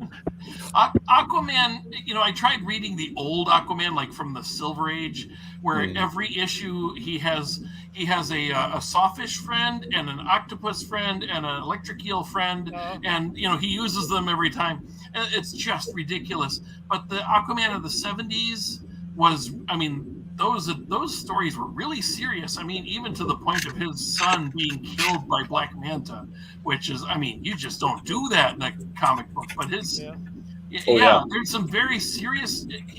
When he is taken seriously, he is a very good character. Well, and that's why I really like the movie. Yeah. And even in some of those silly stories, they still have like serious stuff that's like tucked in there. Like they make stakes that kind of matter with it. And that kind of started happening as DC found out how popular Mera was. Yeah. And by the introduction of like a woman character who is as powerful as her husband, right? But differently so. And so that kind of shakes all that out. Well, the sound just changed. Yay! Yeah. What's happening in now. I think we can discern where it was coming from. So Phil, thanks for coming. If you hear this, appreciate you hanging on as long as you could. I think we're near. Yet they chose Amber Heard. Yeah, I didn't mind Amber Heard. I know people have a huge problem with her, but on screen, well, for the look, she's great. I didn't have a problem. I appreciate that she actually looked like the character. Yeah. Did anyone actually think that though before the whole Johnny Depp debacle? The whole thing, like no one knew she was crazy. That she was crazy. I don't think people knew how crazy she was before. Yeah, it was known. Yeah, it was known. Like if you read interviews or hear interviews with like her ex-girlfriends. Yeah, she was a diva and such. Then it's known that she had, because she's, I guess, bi or whatever. But it was a known thing, but it wasn't a well-known thing until it got drug into court. Yeah. Okay. The extent of I think Aquaman 2 is going to just plummet just because she's in it. Yeah, and I don't know. She was in the first, December. I have to say one last thing about Aquaman did such a good job of taking this character that a lot of people laugh at and making him just the star of a really good movie. And then all they've done since then is make Aquaman jokes. after working so hard Oh. to redo his presence. The Flash makes fun of him, and the Peacemaker thing says that he has sex with fish, and it's like you worked so hard to give him a reputation, and now you're wrecking it. Well, and that was honestly, that was like the same thing as like when Peter David took Aquaman seriously and was telling serious Aquaman stories on a regular basis, and then they had Eric Larson was in, and I don't necessarily like Larson, but like he took the character seriously, right? And friggin' oh my goodness, he wrote Superman for years. Dan Jurgens' Aquaman run, which was just like 13 issues, it was all like high politics, drama, and action, and it was just amazing. And so in the 90s, there was like this huge work to do that, but like all of the customer facing stuff, right? Like nobody was talking about, except people reading Aquaman were talking about how good Aquaman was. And that he was getting made fun of even in the comics still. And it's one of those things where it's just like that could be some other things playing into it though, also within the social realm. That could be like, that there's too much of a Jason Momoa is very much not what is popular and he's very much he's a masculine man. And for him to do that in the Flash movie is kind of funny. It's kind of like fitting to what you would see or expect from that if you go with social norms these days. Yeah. And, could be. Who knows? Well, you're saying he's a man's man in a time where that's not appreciated? Is that what you're saying? Yeah. But I thought he was the exception, right? Because all the ladies love him. Well, yeah. And he is a man, of different ethnicity than more or less, but you never know. Like these things cross lines, and who knows really where things are going. I really think that to the point that it may lose money because of Herd. I think it's almost been long enough that of the crazy Herd thing, but I think it's going to hurt it just for guys who would go see Momoa. There's crossover there for fan base, and I'm surprised they didn't just flat out, because of the time between a production and then final production, they didn't cut her. That's a huge thing that I'm surprised, because they had time to recast her. They could have redone her. If they can release it soon enough, then people might December? just be comparing it to the Little Mermaid movie that just came out, and they would think it was gold.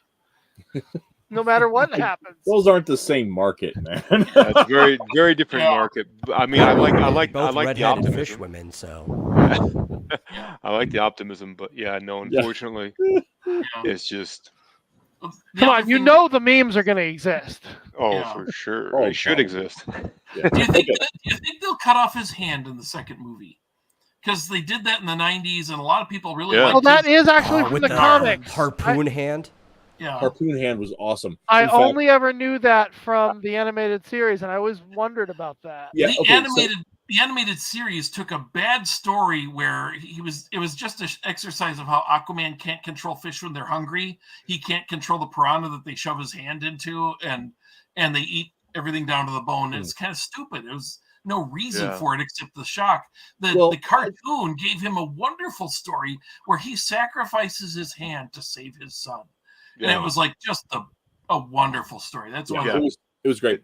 I would say though, like honestly, Hutch, I think you're like him not being able to control the piranhas. One, he's like the whole point is that like is Aquaman is going through a huge like emotional crisis because he's finding out about his real dad from the Time and Tide miniseries, and he's reading the Atlantis Chronicles, and it's playing in with the whole notion about whom the gods will destroy, they first drive mad, which was the premise of like the first half of Peter David's run. And so they like the whole demonstration is that Aquaman is supposed to be like way below his whole abilities. He's at the very bottom, and and that's where it's picking up on with that. It was kind of like what they did to Batman with the Bane. They wore him down. If you read that, except he's wore down at the very beginning, and so everything after that is him like reaching up to the point where he's defeating Triton, and like that's the end of that first storyline. Really, is where he faces up against the god Triton and just wipes the floor with him. And so, like that's I mean, it's not for no reason. It's there because we're setting up this classic Grecian type story. But I agree that like the animated series is better. I agree, it's better. It gets to the heart of the Aquaman character immediately in 30 minutes, because it's a 2-part story. But in that first 30 minutes, you get to know who he is, why he is, and why it makes sense for him to sacrifice himself. And so you get to see this nobility of character, where Peter David took 4 years to show the story of that nobility of character. The Dini and Tim and their crew did it in 30 minutes, and I think that's a stronger story for that sake. But I can't agree that it's for no good. It's just it's a different kind of payoff. But I do think the animated series does it better. I agree with that. I think the sorry, I'm a huge Aquaman nut. I got it. You don't say. Well, anyway, that's my opinions on Aquaman. I'm done talking about it. But awesome, very good. And my opinion on it is, I don't care who's in the movie. I am not paying to go to the theaters to watch an Aquaman movie where he doesn't have blonde hair. I'll just catch it when it's streaming later.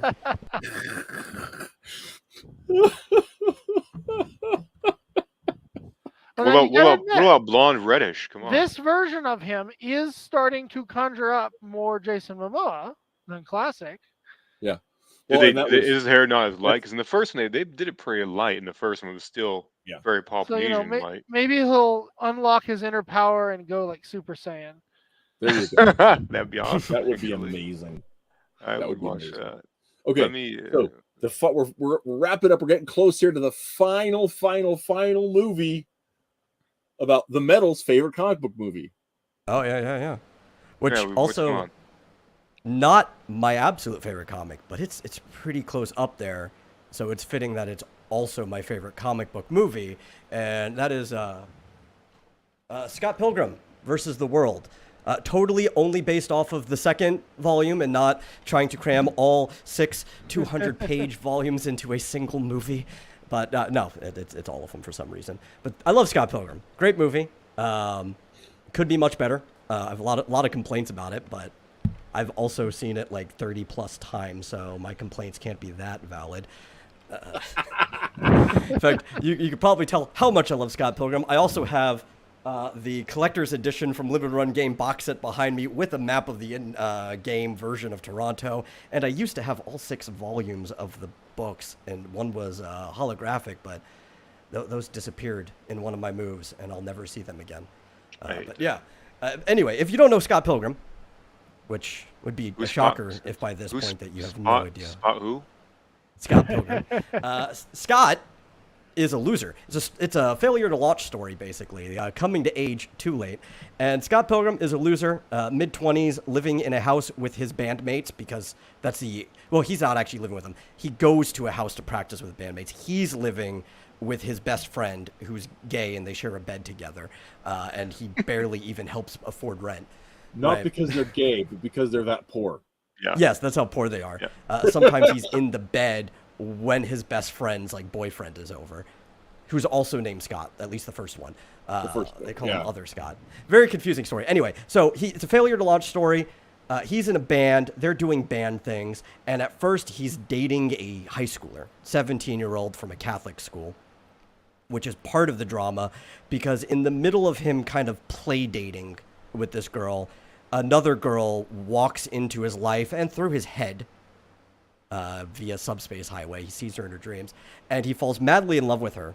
And she even kind of doesn't want to admit it, falls madly in love with him back. And to be able to date her, he has to go and defeat all of her 7 evil exes that she wants to have. Why they're all evil, I don't know, but they are. All 7 of her exes are evil. And they have he has to go and basically, it's like a anime tournament arc almost. He just has to go through each one of these in a semi-boss rush kind of way as he finally figures out what it means to be an adult, which I think is a very great story that wasn't covered anywhere near as well in the movie. The benefits, though, I think the movie was actually really good at adapting very specific parts, and it is a very fun, over-the-top, larger-than-life movie. It actually feels like a comic book. I think this is another reason why it's my favorite comic book movie. It's one of the only adaptations of a comic that I've seen where they have shots and like composition that looks like a comic book. Like there's comic panels. Sometimes there's like background effects for like speed lines and all kinds of weird things. It kind effects. It's got sound effects. Sound effects you can see. You have like thought, like you'll actually go into Scott's head and he's like, oh no, I messed up, which is something you only get in comics where you hear people's thoughts. There's like narration in it, which is voiced by Bill Hader, who does a great job being the narrator. It's like, Scott is acutely aware that it's been 358 days since his last haircut.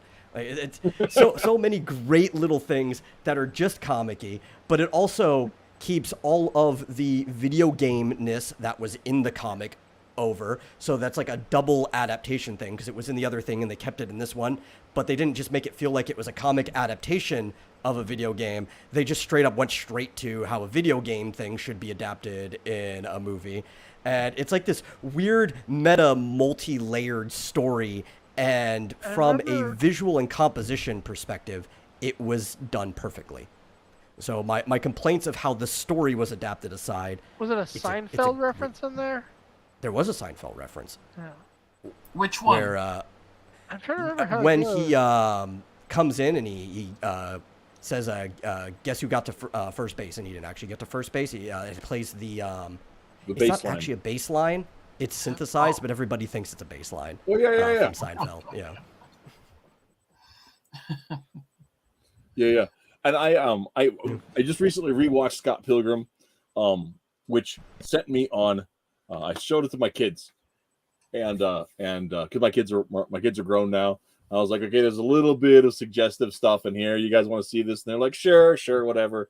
And we got done, and my youngest, he'd about to be 20, and he says, I said, what do you think? He says, it's a pretty good movie about terrible people. Speaking of Seinfeld. Yeah, that's true. Yeah, well, I think Seinfeld, why they had to make the reference, because Brian Lee O'Malley was on set as a consultant for a lot of the bits. It probably was a heavy influence, because you look at Seinfeld, you look at its direct competitor Friends, and both of those shows are about terrible people, and they were just so popular that they influenced a lot of the stuff that happened immediately after it. And a lot of those shows happened to be ending about 2004-ish, right around the time 2003 is when Scott Pilgrim starts out. So it would have been in production a little bit before that too. Mm-hmm. Now I have to ask, which ending do you prefer? The one where he winds up with Knives Chow, or the one where he winds up with what's her name? Colored hair. Ramona. I actually prefer Scott's ending in the video game, where he is sitting on a throne and all of the girls he dated are around him in a harem. Well, we would all prefer that. Well, that's the worst ending. Then Scott learns nothing. Yeah, if you want the actual, like the true ending from the comic in the video game, you actually have to play as Ramona as player one, and then you get her ending, which is the comic ending. Yeah. But Well, I prefer the actual comic ending where they walk through the door together and actually grew up as people and have a good life. Yeah. Yep. I also, because one of the things that we have, if like the nature of Knives and Scott's relationship is, it's an excuse for Scott to not grow up. So so there's this girl, he's a minor, so he can't have a physical relationship with her. He's never gonna have to maintain any kind of, so that's off the table. And so then he doesn't have to worry about getting a job, because like, Also, that's not true, right? Yeah. because the age of consent in Canada is 16. Okay. Oh, yeah. All right. Fine. And I think she does actually have a birthday in the comic, but that wasn't in the movie. Yeah. She does Yeah. have a birthday in the comic. Yeah. Well, they all have birthdays in the comic because it takes place over one Yeah. calendar year. I'm just saying, in terms of, even Well, if, they altered some stuff because, like, they changed Scott's age by a year to split the difference between the actual comic character and Michael Cera at the time. So like they altered quite a few stuff on the way of making the movie. But now, if I remember, in the movie, he specifically has to face himself and, apologize to her for what he's done, right? Yep. I gotta admit, like, as much as I didn't really care for the movie, that right there is something that's very rare to actually see in Hollywood. Yeah. Well, and that's actually a big part of the comic is how everybody involved has to like own up to their specific actions, with the possible exception of Stephen Stills. Yeah. I really liked how he first just gets the power of love and draws that sword out, but then he loses. Yeah. And the second one is the power of self-respect. Which the comic version is better than this power of self-respect, because this power of self-respect is almost a little selfish, but it's still better than where he was before that, because he had no respect for himself. And I think that's part of reframing Scott to fit Michael Cera, who usually plays that socially awkward type of loser instead of instead of Scott, who is kind of just an idiot. That's why he's a loser. And that fits more because what he got in the comic, which was a Buster sword, and I liked it so much better anyway, was the power of understanding, because Scott is no longer an idiot. Because it turns out he was an idiot because he didn't want to grow up. It's kind of like that fake idiocy of like, if I don't try to understand, I don't have to understand. And the he lazy finally gets also. that power of understanding. And I think it's so much more potent than what they did in the movie. Yeah, I agree. One of the things that they do, but one of the things that the movie does really great, and I agree. I think the fact that they're able to layer on the special effects in a way that give you the experience of reading a book comic and of playing a video game and of watching a movie all through it is just really fun. And the dialogue it's super fun. It's not realistic at all, but it's just fun. I love people the part don't talk where, like that. I love the part where what's his name, who plays Captain America, is in this movie. Chris Evans. And there you go. Oh, he I plays knew it was Lucas one of the Lee. Chris's, but I couldn't remember which one. And he grabs him, tosses him like 7 stories high into the background, and then turns and says, "I like him." The way he did it. It was like without a cut or whatever. It just was amazing. It's like eye-boggling special effects, and it's funny, and it's good timing, and it's what I mean. It's like all in one. It's like pulling that off. It really works. It's I don't know. I like that scene. There's a lot of scenes like that. I love that movie a lot, and I don't have the whole but it's not like the comic, because I saw the movie first, and even after I read the comic, I don't care. It's like I thought the movie did a very good job, but as a movie, I think it did great. I hate that she works for Amazon, and he immediately says, if I order something from Amazon, she'll be at my door. It's like, that's not how Amazon works. I don't think it worked like that back then. What's that? It's probably going to be the postal service, depending on where you live. But even if it was an Amazon employee, they did start having private delivery back then, where by Amazon, it could be any driver. She does that, yeah. Cool. And I think O'Malley mentions in like one of the like Q&As that got published in the collected, I think the color collected edition of Volume 1, that because she uses the subspace highway, she's so fast that Amazon just doesn't hire anyone else for Toronto. She covers all of Toronto because she's just that fast, and she gets like tips or whatever. So she has motive to do that. But and she can save so much time by Drew Scott's brain. That's the other. So she's on rollerblades, but she's still faster than like anybody in a car or anything like that. Anyway, I really like this movie, and so one of the things was I watched it again, and it got me thinking. So I spent a good chunk of my early 20s involved in the local indie rock scene here in Scottsbluff. I worked at a youth center, and so watching the movie again, like, reminded me of those times back then and the bands that we used to have and all that kind of stuff. And so I just started digging into the soundtrack, and then I went and read the graphic novels, all of them, over the course of a weekend. And so I decided we have to do, it'll be next month probably, but we are definitely going to be doing a deep dive discussion of Scott Pilgrim, the whole 6-volume series, coming up here next month at some point. And so when the metal says, okay, I'm kind of cheating because my favorite comic book movie is Scott Pilgrim versus the World, I said, okay, fine. Yeah. So I Why just is seen that it. cheating? So, Well, actually, I don't even think I said it was cheating. I said I was. There's a specific word. Normally, I bash on the movie because of how much I like the graphic novel. Like, I like the graphic novel so much that the few things that I dislike about the movie So it's not my is favorite. because it was. No, it is my favorite. Actually, it's still my favorite movie, despite that. Okay. But the few things that I hate about the movie because they changed it aren't because they changed it, but because it's just so much weaker than what was done in the graphic novel. I don't care if you change things if it is like the same or better, right? Because sometimes you could change something and it's You better. improve on something.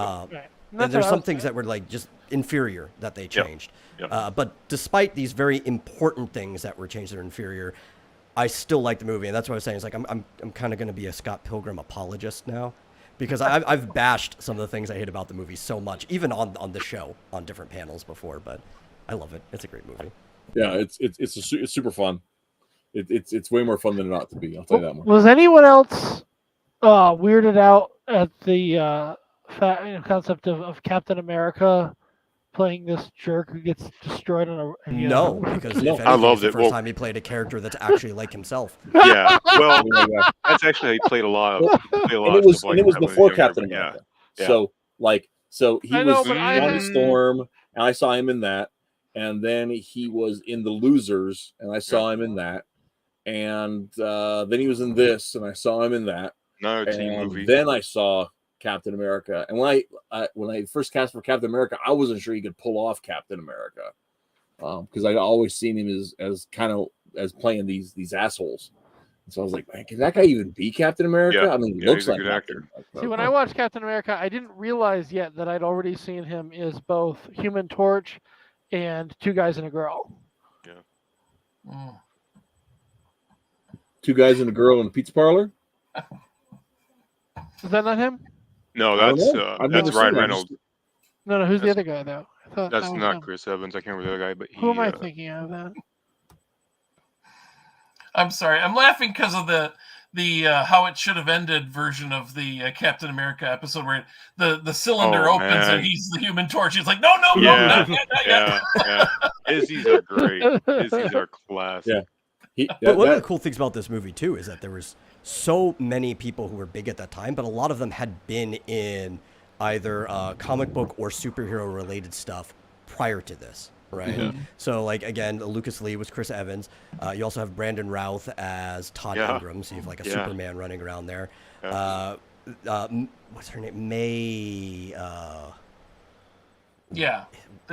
Whitney, I think May Whitney. She was the voice of Katara in Avatar: The Last Airbender. Is probably the most famous thing she was. Yeah. But I mean, she did voiceover for superhero stuff too. She was also the love interest in Arrested Development. Michael Cera. And she was Egg. Mary Elizabeth Winstead was the villain in Sky High before that, so that kind of has like almost like comic booky connection too. So they were pulling a lot of people who were almost tangentially related to this genre of work into it. Yeah. Well, and then there was those pre-done ones because Brie Larson, of course, Envy Adams becomes Captain Marvel.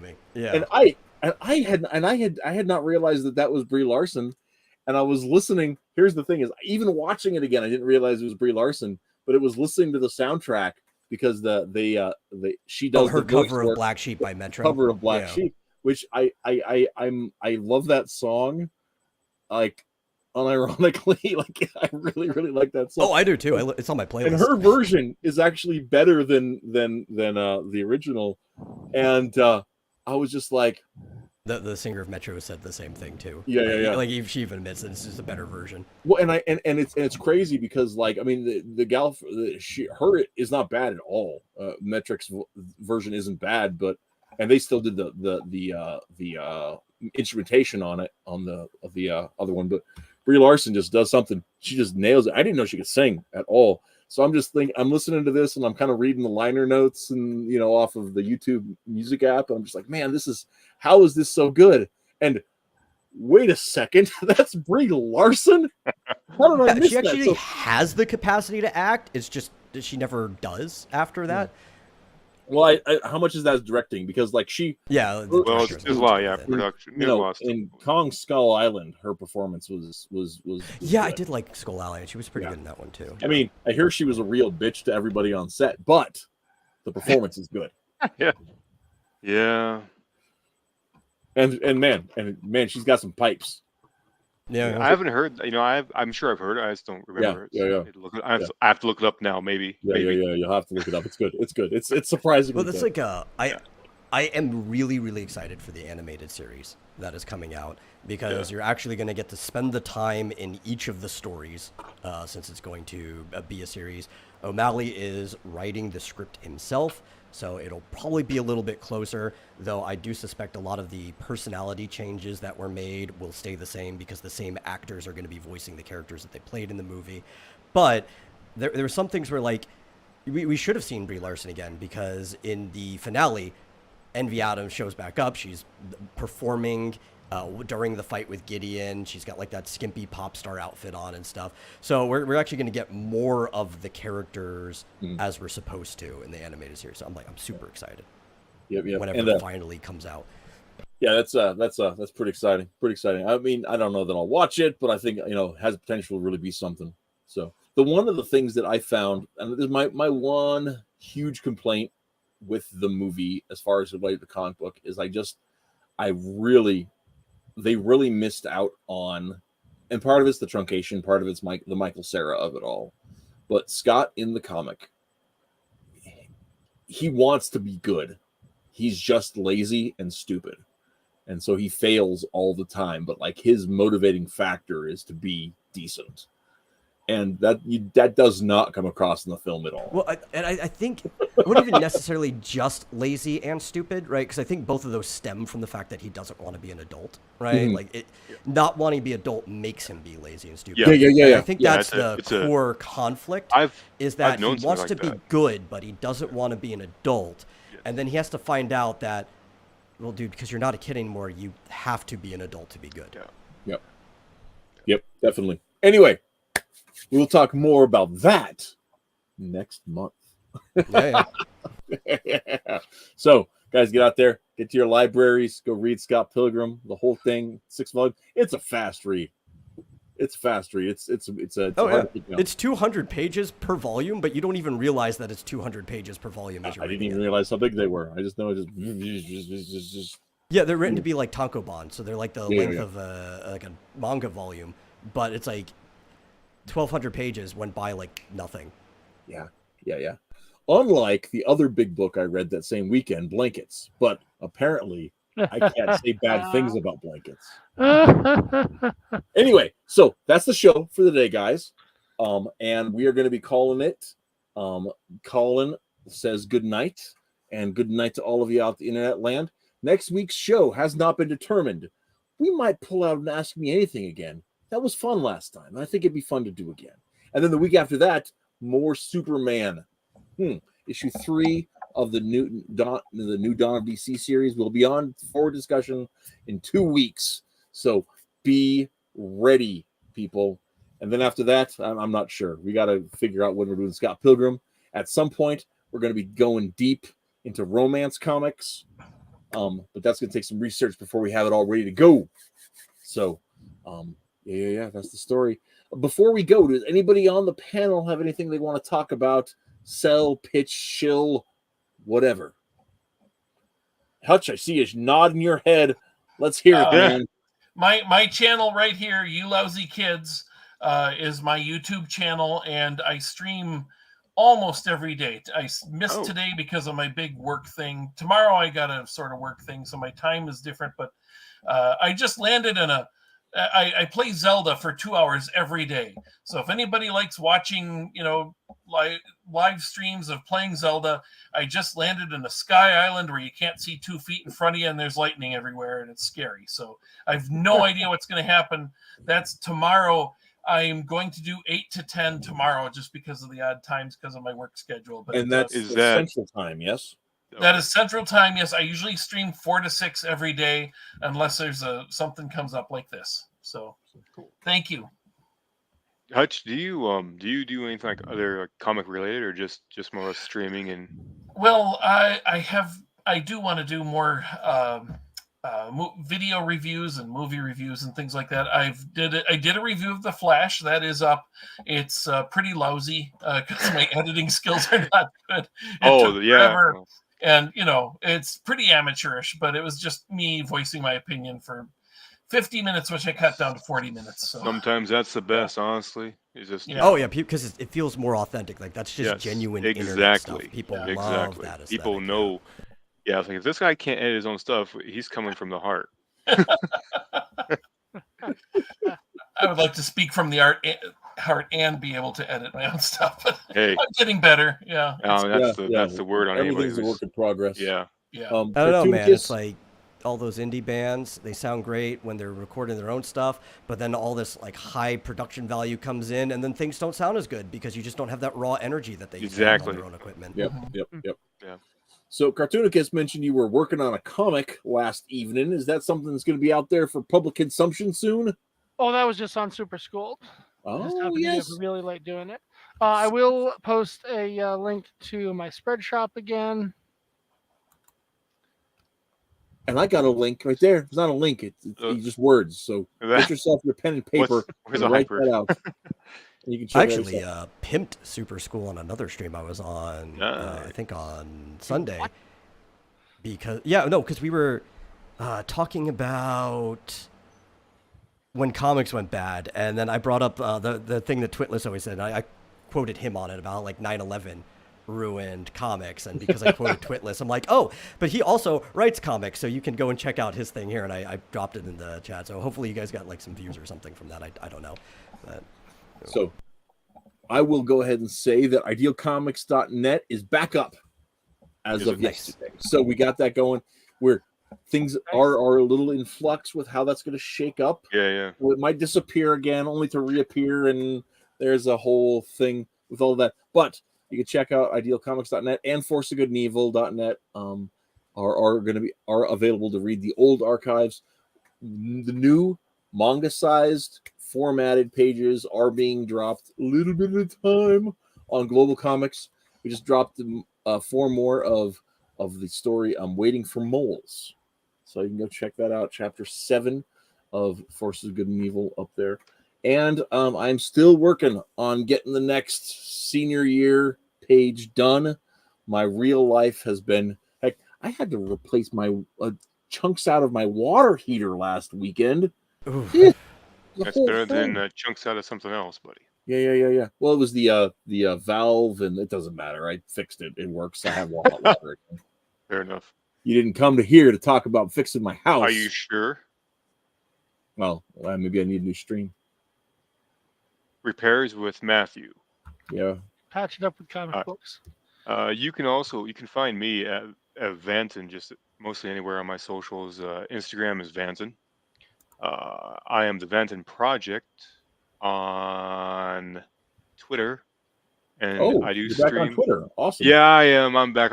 I'm sorry. Well, I would have tagged you up there when I made the show. I can stay away. I'm doing that while we're posting a lot more art and our projects going on, and I do stream. I'm going to start doing more streams consistently from 9 a.m. What are we? Are we Mountain right now, Matt? Yeah, we are in Mountain. Yeah, Mountain time, 9 a.m. to 11 a.m. Monday through Friday. So, and that might change, but that's in flux. But that's on Twitch right now. So there you go. So that's those. Yeah. Yeah. That's my turn. Excellent. It is now. You can find my stuff everywhere. I did do everything. I even just put like a vlog up earlier today.